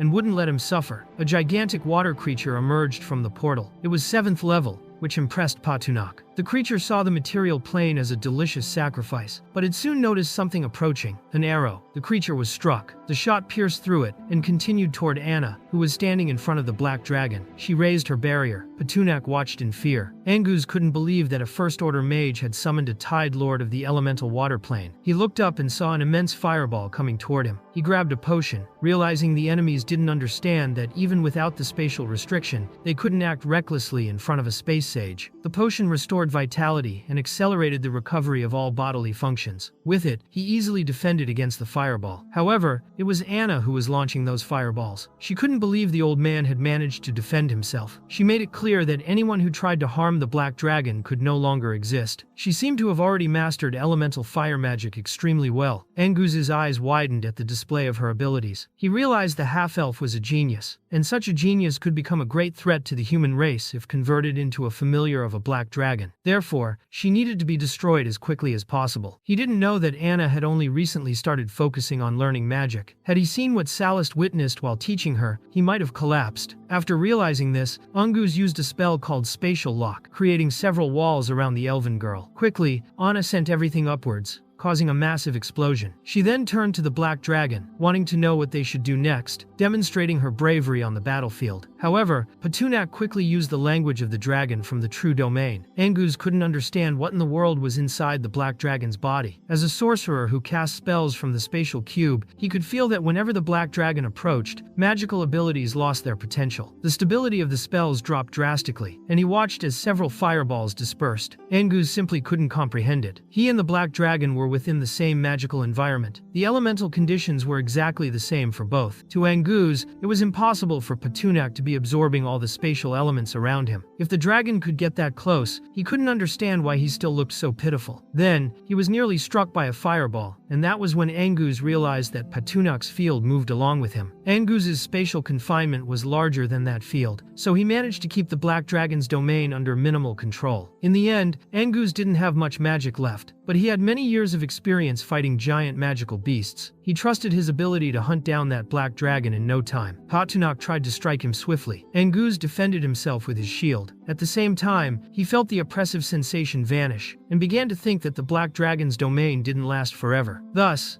Angus saw an opportunity to kill Patunak. He ordered his men to ready the ballistae, for he would create the perfect opening. Suddenly, his shield shattered and he vanished, leaving the black dragon confused. Patunak believed the wizard had little power left, so this would be the perfect moment to finish him off, until he saw a portal above, and thought he shouldn't waste that chance. Angus thought that black dragons were an extremely barbaric race, much like red dragons, who only knew how to use their claws. He prepared an attack with the tip of his fingers. Patunak unleashed his fiery breath toward Angus, who once again defended himself with his shield, swearing he would now play rough. Angus opened a portal and drew a sword, knowing the black dragon would move constantly in a ranged fight. But in close combat, he believed he could narrow Patunak's options. Suddenly, a golden shield emerged from Angus's magic. Patunak believed the old wizard was hiding something, for he had used a spatial vortex spell and reversed the transformation, turning the dragon breath into a shield. Thus, Patunak thought Angus deserved to feel the power of his dragon claws. But before he could use them, Angus appeared behind him and struck with full force. At the same time, a high-level water elemental materialized behind Angus as well. Anna, with her dragon horns and wings, quickly used her skill called Infernal Explosion. Angus thought it was the same old trick, but he was already seasoned in such situations. In the end, he redirected Anna's attack to strike the water elemental instead. She grew alarmed, and the black dragon suffered a deep cut on his arm, feeling immense pain. To make things worse, Angus managed to draw more of Patunak's blood by slashing his neck. Patunak was outraged. It seemed impossible to even touch that old man, who was incredibly agile and dodged effortlessly. He had really believed that, together with Anna, they could handle the wizard, but now he saw it wouldn't be that simple. In the end, that old man was 3 levels above the black dragon himself. Even with his magic nearly depleted, Angus managed to fight both Patunak and Anna at once. Meanwhile, on the other side of the mountain, the sorceress in the black robe ordered another shot from the dragon ballista. But the black dragon used his thermal vision ability and found what he wanted to see: the old man moving. Then, he used his claw to grab him. Angus couldn't understand how the dragon had managed to perceive his movement. Quickly, he reforged his shield with magic. The shield came from a hero's cloak, strong enough to withstand any physical attack up to level 7. The black dragon thought Angus could no longer scream and threw him directly toward the incoming giant arrow. The sorceress in the black robe saw that the aim was literally at Angus's head and stood in disbelief, unable to comprehend what was happening. The arrow caused a massive explosion, sending sparks flying toward the black dragon, who shielded himself with his wing. Anna, worried, asked if Petunak was all right. He assured her he was. The two flew toward where Angus had fallen, for he had given them a lot of trouble. Although the sorceress's aim had been at his head, the arrow had struck the old man's chest instead. Surprisingly, he was still alive. The scene then shifted to the king, who was reflecting on the destroyed soul statue. When that happened, it was a sign of death. He wanted to understand how a level 4 black dragon could have killed a spatial mage. Quickly, he grabbed an item resembling a bell and threw it to the ground. From it, several people appeared. The bell was a kind of summoning artifact. Furious, the king ordered them to find out who had killed the spatial mage and to bring the body back. He also commanded that the black dragon be slain immediately and that the woman who had managed to recover be brought back alive. Next, the scene shifted to the Arelin Mountains. The sorceress in the black robe was fleeing. The 3 people summoned by the king wanted her to stop hiding, so they cast a powerful spell that struck her completely. Soon after, the scene changed to the palace of Arelin. The group explained to the king that, using fragments of Angus's soul, they had uncovered his past life. He had been killed by a bolt from the dragon ballista, fired by none other than the sorceress in the black robe herself. Desperate, she tried to explain to the king. She said it wasn't her intention, that she had aimed at the dragon, but somehow Angus had ended up in the arrow's path. She believed the black dragon had manipulated everything. The king couldn't understand how that woman could think a black dragon had manipulated the situation. To him, it was impossible. Angus had been far ahead of the dragon. Enraged, the king kicked the sorceress in the black robe and ordered her taken to the purgatory. He didn't want to see her face ever again. Desperate, she insisted she was telling the truth. Frustrated, the king demanded to know why they hadn't brought back the girl who could recover, nor the black dragon himself. The woman from the trio explained that when they arrived, the black dragon had already escaped. They believed it to be an extremely cautious creature. They found no way to track him, for both his scales and blood had evaporated in the flames. As for the girl, the sorceress believed she was dead. The king doubted that was possible. They tried to track her using the blood soaked into the arena, but found nothing. That could mean she was dead, or that if she was alive, her bloodline had transformed, preventing any tracking until they could obtain a new blood sample. The king began to suspect that Petunak was sabotaging his plan. Then, the scene shifted to the first fortress of Andalus. The black dragon returned with Anna and the draconic girl. He stepped on a tomb and felt pain in his feet. The girls were startled to see a decayed corpse. The draconic girl noticed, from the insignias on the clothes, that they were soldiers of Anlius, soldiers of the strongest royal army in the kingdom, according to the records of the royal library. She found it strange that the bodies had been manually buried. Petunak didn't understand. He thought all corpses were buried that way. But the girl meant something else. She believed that whoever buried those bodies was an undead. She also sensed a strong smell coming from the bones and the gravestone. The black dragon found it very strange that spirits would bury the dead so carefully, and even place a tombstone over them. To the draconic girl, the fact that an undead buried corpses and performed all the burial rituals without using necromancy could only indicate high intelligence. Therefore, she supposed it was a high-ranking creature. She wanted to know how those soldiers of Anlius had died. There were many wounds not only from weapons but also signs of magic. Petunak believed the soldiers had been slain by someone from outside the kingdom. The girls wanted to know if it had been the work of people from beyond the domain. Petunak explained that outsiders were also known as the Chosen Ones, humanoid beings who had recently appeared on that continent. They were arrogant, and most importantly, had the power to resurrect. A place with numerous Anlius soldiers' bodies and traces of magic, without any evidence of another group suffering damage or leaving tracks, could only be the work of those foreigners with resurrection abilities. Anna then wanted to know what had happened in the dragon's cave. Petunak said that the ones who had planted the potatoes there were the outsiders. He said he had even left kobolds to guard the area, to prevent those humans from taking their own lives and resurrecting again. He explained to Anna that the human villages they had destroyed, and those that attacked them with strange firearms, were actually invaders from another world, humans capable of resurrection. The draconic girl was utterly shocked. She wanted to know if that was truly possible. Petunak didn't want Shyvana to worry so much. Those invaders couldn't resurrect indefinitely. There was a limit. The more they resurrected, the more energy it required. Shyvana wanted to know if they were the true enemies. The black dragon made it clear that they always had been. There was no changing that. Whenever they met,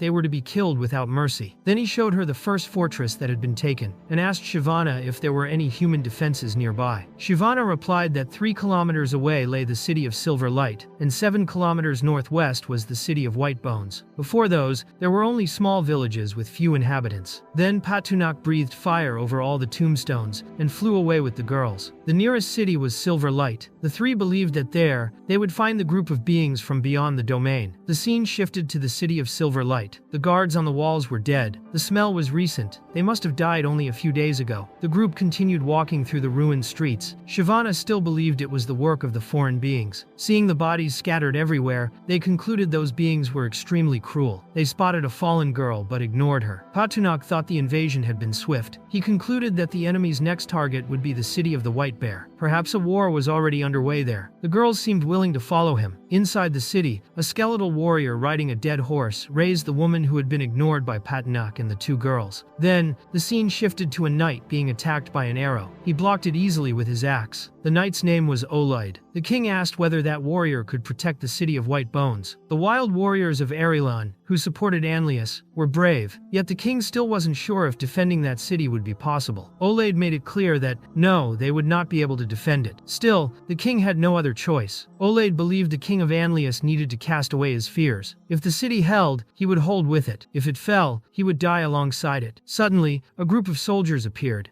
informing the king that the enemy was already attacking. They had reached the walls. The king grew furious. The subordinate's tone almost made it sound as though he were blind. The king grabbed him by the collar, ready to scold him. To make matters worse, the enemies were nearing the trenches. Mages were everywhere, trying to contain the situation. The king of Anlius saw several warriors being swept away by a current of water and demanded to know where it came from. Olaid believed the waters came from the broadleaf forest behind the city of the White Bear. He had secretly ordered Kalel's soldiers to dig a canal to redirect the water, but he had not authorized it to flow all the way to the trenches. Meanwhile, the scene returned to Patunak, who was watching with the girls. He hadn't yet realized that the soldiers of Whitebone were still defending the city quite decently. Shyvana wasn't sure whether they should attack, since rescuing the defenders of Whitebone City could make everything easier through that alliance. She believed in the Black Dragon's power and knew he could turn the entire situation in their favor, but Patunak wasn't in any rush. He also thought their appearance at that moment might be beneficial for the city's people, but preferred to wait a little longer. Then the scene shifted to the invaders, who made it clear to the cunning soldiers of Anlius that no strategy would be enough to counter their absolute strength. The invaders' leader ordered some mages to separate and use ice magic, sending freezing shocks through the water, taking advantage of the river's flow. The king of Anlius noticed enemy mages approaching, but couldn't comprehend how there were so many. Olaid saw an opening to attack, while other invaders declared that the king should be killed. Quickly, the king fell to the ground in terror, and several knights approached as he wet himself. In utter shock, one of the warriors tried to strike him with a sword, but before he could, Shyvana appeared and caught the blade. She asked the king if he needed help, and without hesitation, flung the enemy's sword away. Using her dragon claws, she tore off the man's head. The king, his voice trembling, quickly thanked her and even called her beautiful, promising to grant her whatever she wished for, saving his life. The lion had turned into a soaked kitten, the king of Betas. Olaid didn't like that one bit, and demanded to know who Shyvana was. She explained that she had come to save them and warned that they shared a common enemy. Olaid found that strange. He had no idea who she meant. Just as she was about to explain, a warrior tried to strike her from behind, but she easily knocked him down as if he were nothing. She pointed out that their enemies were the foreigners, beings from another world, and more. They were also facing another enemy, the king of Arilin. Olaid quickly grew wary. She knew too much, even things he himself didn't know. Moreover, she knew who he was and who his enemy was. Still, he concluded that the enemy of his enemy was his ally, and chose to acknowledge her. He told Shyvana that it was difficult to deal with so many enemies and, while blocking an attack, admitted that fighting on was useless. He'd rather die there, seeing no way out. Shyvana made it clear that when she said she could save them, she meant it. She slit her own arm and leapt high into the air. From above, she invoked the king who slumbers in darkness, for her blood cried out for the one who brings death and plague to all enemies. The humans below were astonished by her movement, and began plotting to capture her. As her blood touched the ground, the earth began to quake. The soil expanded rapidly, and suddenly, the black dragon emerged, making it clear he had answered her call. At last, the city's wall completely collapsed, shocking everyone. In Whitebone City, the attack was real, and many believed that the black dragon summoned by the enemy had helped to break through the defenses. Therefore, they thought he was their ally. However, not everyone shared that view. as they noticed Patunak's health bar glowing red, signaling hostility toward them. Patunak grew extremely frustrated, for he had just arrived and everything they had done had been carefully planned, yet it all spiraled out of control. He also explained that, in the end, the wall was already collapsing, and that he had only simulated the accident. Wasting no time, he used his fiery breath to roast them all. Despite bringing down several soldiers, those still standing quickly regrouped, forming a strategy to attack the Black Dragon. They couldn't allow Patunak to hinder the great Sakura Empire's advance. But Patunak approached and found it utterly pathetic that they would try to attack him in such a disgraceful way. So he simply decided to crush them all, earning a few system points. The surviving soldiers told the general, named Gusi, that their battle plan had failed, but the general wasn't blind. He recognized the dragon's intelligence and ordered everyone still standing to retreat. There was no longer any reason for useless sacrifices, and the lives of the remaining warriors were precious. Those still present saw the general leaving and started running too, trying to stay alive. Patunak, of course, was furious that the humans were attempting to flee and showed no mercy, roasting most of them. The scene suddenly shifted to the desert, where the giant infernal bird ridden by the Sakura army's general came to a halt. He wasn't sure whether the creature had run out of energy or something else, for the massive bird buried its head into the ground like an ostrich. He couldn't understand why the creature had suddenly frozen until he saw a hurricane approaching and felt chills down his spine as the event looked like an imminent storm. Then he realized the bird was afraid. Treating the creature as a mere object, he began whipping and cursing it, demanding it move faster as the tempest drew near. The bird, however, glared at him menacingly. Frustrated, Gusi was thrown off its back as the bird bolted away at incredible speed. The general of the Sakura army was furious, thinking that stupid bird was trying to turn itself into roasted chicken. The problem was that the system items weren't that good. They were all temporary. Suddenly, the ground began to shake. He thought it was an earthquake, but in truth, it was countless undead creatures emerging behind him. They began chasing him as Gusi panicked and warned the others to retreat immediately, for a horde of undead was heading their way. The others didn't take him seriously, as they were in such a remote place that not even birds defecated there. It seemed impossible for undead to exist in that area. Gusi didn't care if they believed him or not. He kept running. By the time the others realized he was right, it was far too late. The horde had already struck. Few managed to escape, while others decided to fight, believing they would revive anyway. Their strategy was to think of the Black Dragon and lure the undead army toward his location. Gusi kept running without stopping. He had reached that level, become a general and a mayor, enjoying all kinds of privileges. Every life was precious, and he couldn't afford to die so easily. However, the system revealed that he had been affected by the wind of the undead and was now under judgment. The judgment succeeded, granting him immunity to the wind but not to the wail of the undead, which left him paralyzed with fear and reduced his speed by 8%. This frustrated him even more, as escaping had now become much harder. He tried his best to keep running, but even a snail could have moved faster. His legs felt almost bound by the overwhelming sense of shame radiating from the undead. On top of that, he began suffering mental weakness, losing the will to fight. Gusi's body was completely out of control. Seeing that immense horde of undead before him, he realized they were his own relatives, killed earlier in the city of Silver Light. Gusi spotted the tailor's daughter and wondered if she had become an undead to seek revenge. Still, he felt somewhat at ease, believing he couldn't die, unlike those who were neither human nor spirit. But soon, he realized there was no point in speaking, since the undead had no minds, and any words were useless to beings who couldn't understand them. Suddenly, the tailor's daughter shoved her hand into her own chest, ripped out her heart, and placed it inside his body. The system immediately warned that he couldn't remain alive after such mediation. Gusi panicked as the system showed that he should have purchased items from the shop to escape the curse. This confused him, as everyone believed resurrection could fix any problem after death. He began taking constant damage. The curse afflicting him was known as the Curse of the Afflicted Souls, which locked his spirit and couldn't be removed by physical resurrection. The only way to rid himself of it was by buying the Divine Purification Potion from the system shop, but it had to be consumed 3 times to fully eliminate the curse. To make matters worse, he now had a necroplacenta, a new organ that,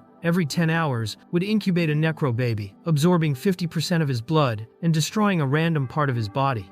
The undead woman who had cast the curse approached with a pair of scissors, and without hesitation, stabbed Gusi in the neck. He was terrified as she seemed to take pleasure in the act. Moments later, she tore his head off. Meanwhile, a skeletal knight wielding a sword on a zombie horse charged forward, leading a group of other undead creatures. The scene shifted to Anna, who stood beside the black dragon as he roasted two undead corpses. Anna saw something ahead and felt an ominous sensation. Petunak noticed a storm forming and believed the corpses belonged to the city of Silver Light. Those bodies had turned into undead too quickly. He suspected they had been awakened by a very high-ranking entity, especially considering the anomalies they had witnessed earlier. The city of Silver Light had reached its peak of corruption. Its rage had transformed into a high-grade material, allowing the undead to be awakened directly, without any ritual. Listening to the Black Dragon's explanation, Shyvana and Anna finally understood how it all worked. Anna asked if they should attack the undead together, but Petunak didn't think that was a good idea, as the undead had taken control. He pointed to a dark cloud on the horizon, the cloud of death. He explained that if they entered the area covered by it, their essences would be weakened by the undead's presence, and they couldn't guarantee they'd be able to cast a fireball as powerful as a nuclear explosion. Even so, Shyvana, full of courage, only wanted to know from her master how they could proceed. Petunak explained that the undead were actually a fusion of corrupted corpse essence and accumulated wrath. Under normal circumstances, the cloud of death would thicken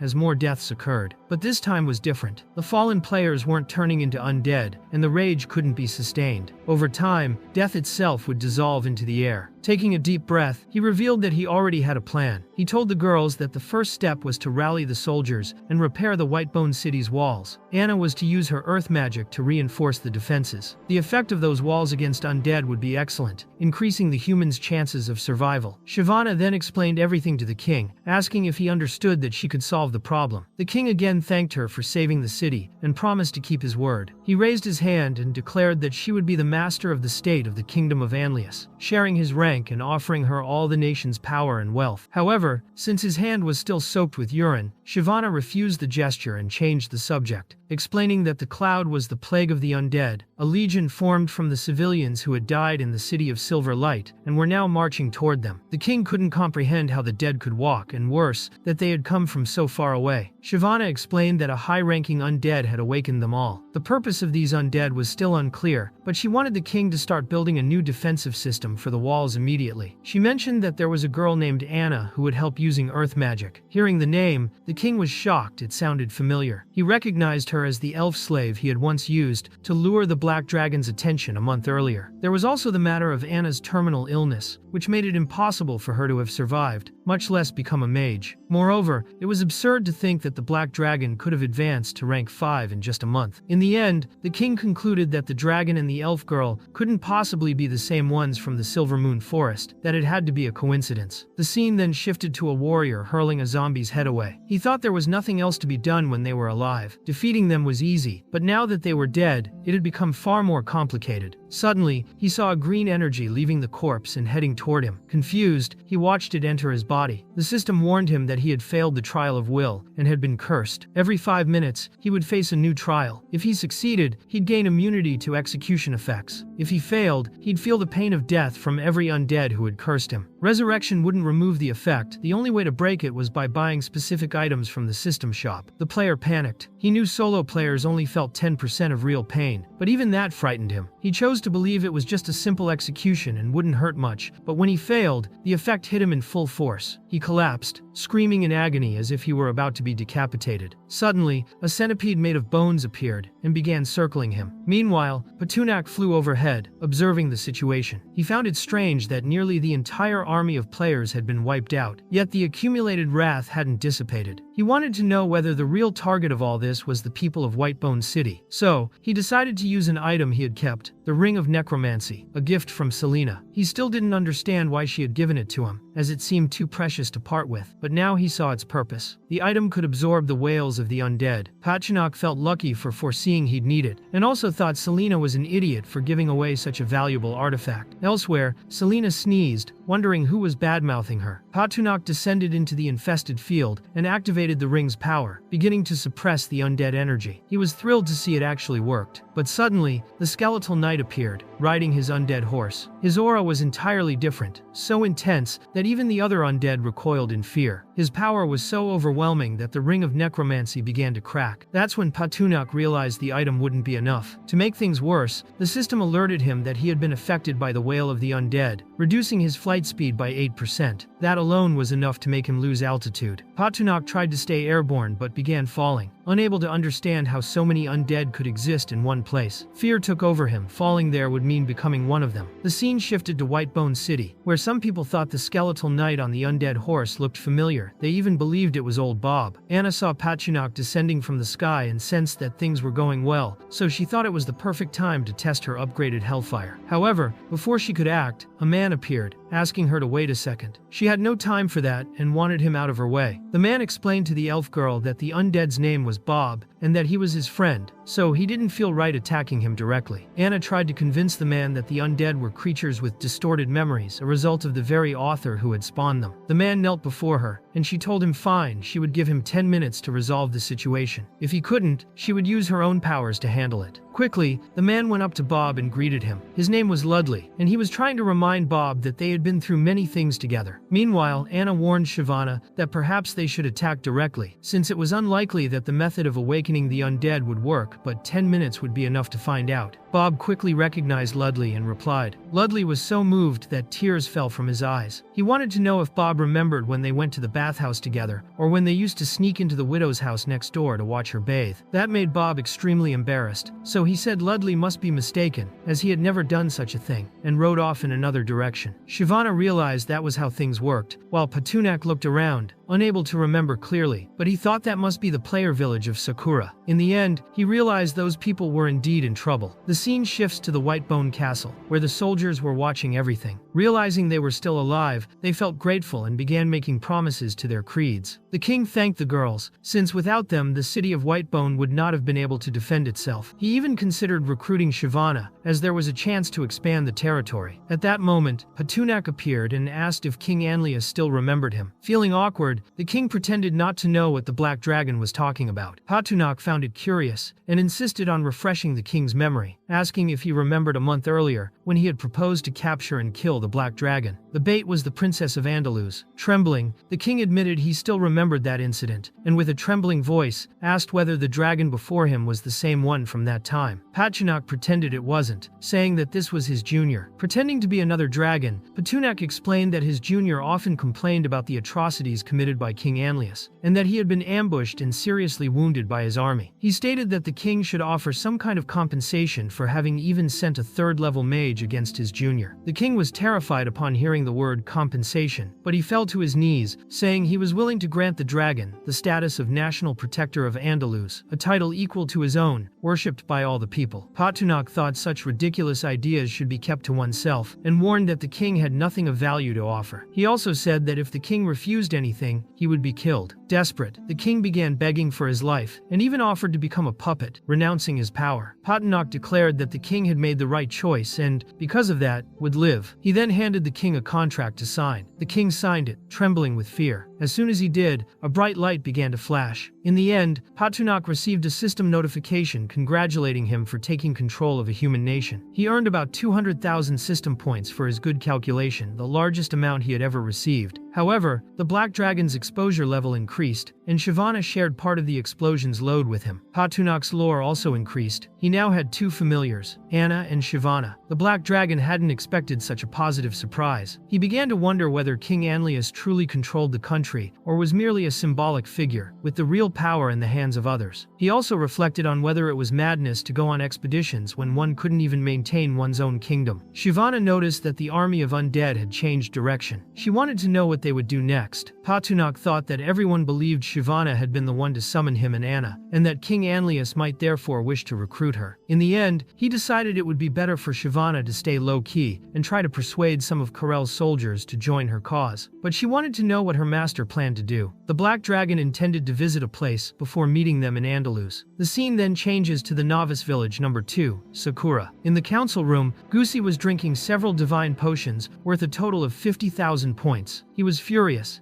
and even smashed one of the bottles, as the curse persisted. He feared that brats would show up, even after spending so many points on the potions. Suddenly, a warrior rushed in, warning that there was a problem. The dead were coming to attack the city. Goosey became even angrier. He couldn't understand how that was possible. He hadn't expected the undead to arrive so soon. He wondered if they thought the people of Sakura were weak. The scene shifts to the city walls. Goosey sees a giant skeleton approaching. The warriors were already in position, as were the mages and priests. He warned that the undead had easily defeated the warlocks in the White Bear Castle, where they had been crushed by the Black Dragon. Now, Goosey was determined to protect the player village. He said the enemies were weak and would provide good experience. But then the system issued an alert. A demonic attack had been detected. The protection mode of the respawn point was activated, allowing magic and spiritual energy to recover 20% faster. The system also warned that if no one from Sakura Village survived, everyone would lose their resurrection points. Goosey thought it was great to have a respawn point and believed there was nothing to worry about. But then Bob appeared, mounted on his undead horse, leading a legion of the dead. He used the Fear Shock skill. A mage then warned Goosey that they wouldn't be able to resist, as the negative effects were stacking too quickly. Desperate, he ordered the priests to use purification on all the mages. He commanded the mages to cast explosive fire on the corpse mountain, believing the creatures wouldn't withstand fire magic due to their low level. The Black Dragon suddenly appeared. Patunak asked the system whether, by hurling the priests into the air and tearing down the walls of the novice village, the undead would enter and wipe out the players. The system confirmed that any action taken by Patunak would increase his exposure but wouldn't affect his ability to capture core pieces of the player's city, something that surprised him. More confident, he didn't hesitate. With a low-flying dive, he startled the players, who began screaming and running. One of them shouted for everyone to hide. Patunak wasted no time and breathed fire toward the priests, causing a massive explosion. Goosey was shocked, trying to understand when the dragon had arrived. No one knew anything. The map showed no approach. Even so, he tried to remain calm and said the dragon wouldn't attack only them but also the undead. He ordered everyone into their houses, as they were protected and sturdy. Patunak saw the players hiding and interpreted it as a wish for death. He continued breathing fire but was surprised to see the buildings remain intact despite the explosion. He wondered if the Sakura players were using special materials to reinforce their homes. He landed and began inspecting the craftsmanship. With his tail, he smashed the roof and entrance, finding a few people inside and thought it amusing. The undead began to invade the place. Patunak used the dragon tongue to enhance his vision and found a structure where two men were digging a tunnel. He didn't know whether it was for attack or escape. Soon he found the tunnel's exit and realized those two had no way out. He unleashed his draconic breath, and the pressure caused the entire tunnel to crack. The system congratulated him for eliminating all Sakura players with the help of the undead. He received 280,000 system points and obtained a city core fragment. Meanwhile, Bob rode his undead horse forward. The protagonist approached, demanding that he hand over the crystal. But Bob thrust the crystal into his own eye. Patunak panicked and chased after him. The skeleton began releasing immense energy, generating an explosion so powerful it hurled the dragon away. The magical energy spread across several tombstones. Patunak realized he was in a cemetery. A barrier formed around the place, angering him, as he wanted that core. The system warned that the enemy had begun the territorial domination process. Suddenly, a giant hand emerged and shattered the barrier. The cemetery began to rise. Patunak screamed in despair. To make matters worse, the system reported that a world boss had appeared. The location was marked on the map with the name Lord of Death, Bob Carlberg, 5th Order, level 48. All players received the alert. A description of Bob appeared, a skeletal knight who once served as King Anlius's guard. The system also stated that he commanded an army of undead that would fight alongside him. A world-level teleportation portal had been established. The scene shifts to the fortress of player number 1 Celestial. The red-haired swordsman reflected that this time, the world boss wasn't just higher level but had wiped out the Sakura players in the Andalus region. Meanwhile, at the fortress of the second player in Sakura, the warrior was furious. Last time, they had taken the world boss reward, and now he would do anything to seize the treasure vault, stepping over anyone who got in his way. At the fortress of the beautiful nation, the players were heavily armed and already organizing to fulfill the objective of eliminating the world boss, Bob Carlberg. At the Annalise camp, the king slept peacefully. Outside, Olaid stood guard. He heard a noise and immediately asked who was there. Shyvana appeared, admitting that he was the strongest warrior of Kale, and more than that, a vigilant one. She believed Olaid had already seen what she was capable of, summoning the great black dragon and the spirit of the dragon. Therefore, she wanted to know whether he would join her in her quest for vengeance against the Aurelian Empire. Olaid found the proposal tempting but said he would never join her. Shyvana asked whether his refusal had to do with his son. At that moment, Olaid was shocked and demanded to know how she knew that.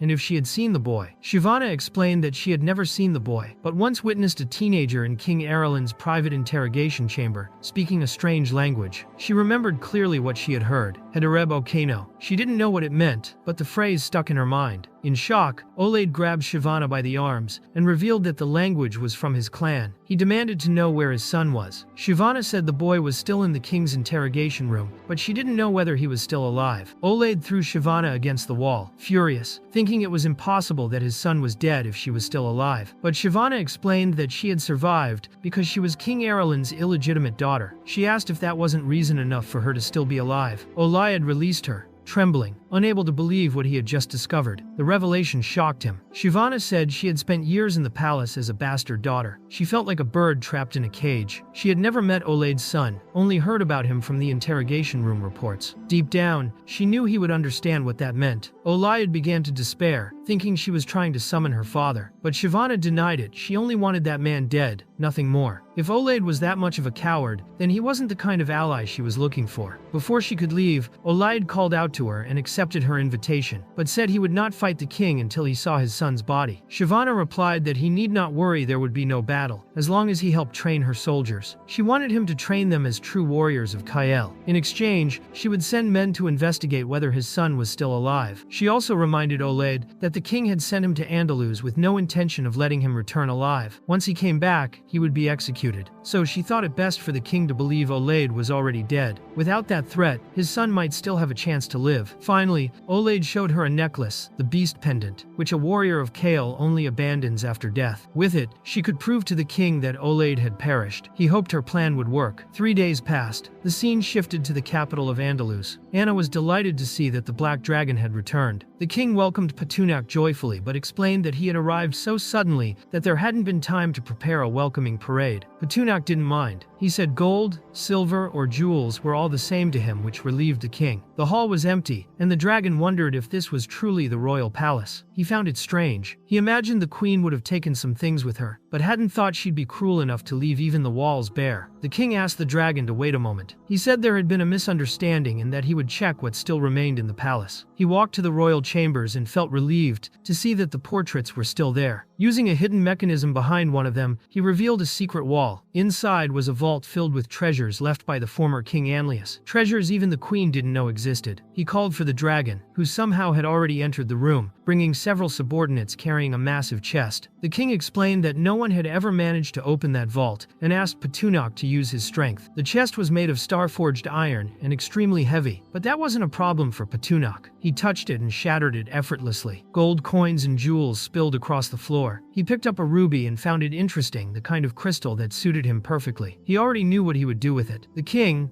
nervous, said he would go inform the palace kitchen to prepare something delicious for the dragon to eat. Petunac didn't object. When the king left, he summoned Shyvana and asked her to follow him discreetly to learn what his true intentions were. The scene then shifted to the mountains of Anlu. The king rode with his men. He remembered that the queen had established a retreat there, just a few kilometers from the capital, behind the Andalus palace. Since she had taken many of her belongings, he thought that if he found her, he could ask the dragon to bring everything back. Shyvana, hooded, followed him from a distance. She saw him arrive at the Anlu camp and heard a woman's voice coming from inside a cabin. It was the queen, though Shyvana didn't know it yet. She wanted to understand who that woman was. Shortly afterward, the king arrived at the camp. One of the soldiers approached, asking for the reason for his visit. The king said the war was over and that he had returned. The soldier, uneasy, explained that the queen was busy and would send a knight to see when she could receive him. The king grew furious. He said the queen was his wife and that it made no sense to wait for permission. He swore that anyone who had failed to protect her would pay with their lives. Mounting his horse in rage, he rode ahead. Some knights whispered that perhaps the king was no longer the same man as before. He galloped to the cabin. When he arrived, his horse stopped abruptly, and he slipped and fell to the ground. As he got up, he saw a scene he could hardly believe. His queen was with another man. Betrayed mercilessly, he froze, trembling. He could barely believe his eyes. With cold disdain, the queen looked at him and ordered her lover to kill him. The man immediately drew his sword to obey her command. But before he could strike, Shyvana, who had been following the king, cautiously slashed the soldier, restraining the queen, before he could even react. She declared that the queen's heart was cruel enough to disappoint even her, for Shyvana was still alive. The queen, panicking, began to scream for guards, calling Shyvana a monster and demanding they kill her. But outside, the king saw that all the guards were already dead. slain by their own swords. The queen, in shock, began to tremble and asked if Shyvana had done all that. Shyvana explained that there was no point keeping soldiers who didn't obey orders. She believed the king wouldn't mind if she rid him of traitors, and he fully agreed, saying they all deserved to die. In the end, the queen believed that, even if Shyvana was a monster, her neck was still her weakness. The queen rushed toward Shyvana, aiming for her throat. The king quickly warned the dragon girl to be careful. The queen managed to strike Shyvana's neck, but nothing happened. Her skin had become incredibly tough after receiving Petunak's blood. Shyvana seized the queen by the throat and coldly told her that, in her next life, she should find a sharper weapon. The scene then shifted back to the royal palace of Andalus, where Anna asked Petunak what they were really doing, since half the day had already passed. Petunak didn't see anything wrong with it after all. They didn't live there anymore, and King Anlius was now one of his familiars. What belonged to him also belonged to Anna. He explained that everything was going perfectly but didn't want to reveal the secret behind his ultimate trump card. Anna understood completely what the Black Dragon was up to. The next scene took place at the gates of Andalus's capital. The king wanted to know from Shyvana if they were heading the right way. The dragon girl hadn't taken a wrong turn, but she couldn't understand what was missing from the city. The king then realized that his entire kingdom had vanished. The palace was gone. Even the gates had disappeared. Meanwhile, Petunak was eating chunks of building material that Anna was tossing into his mouth. The king arrived on horseback,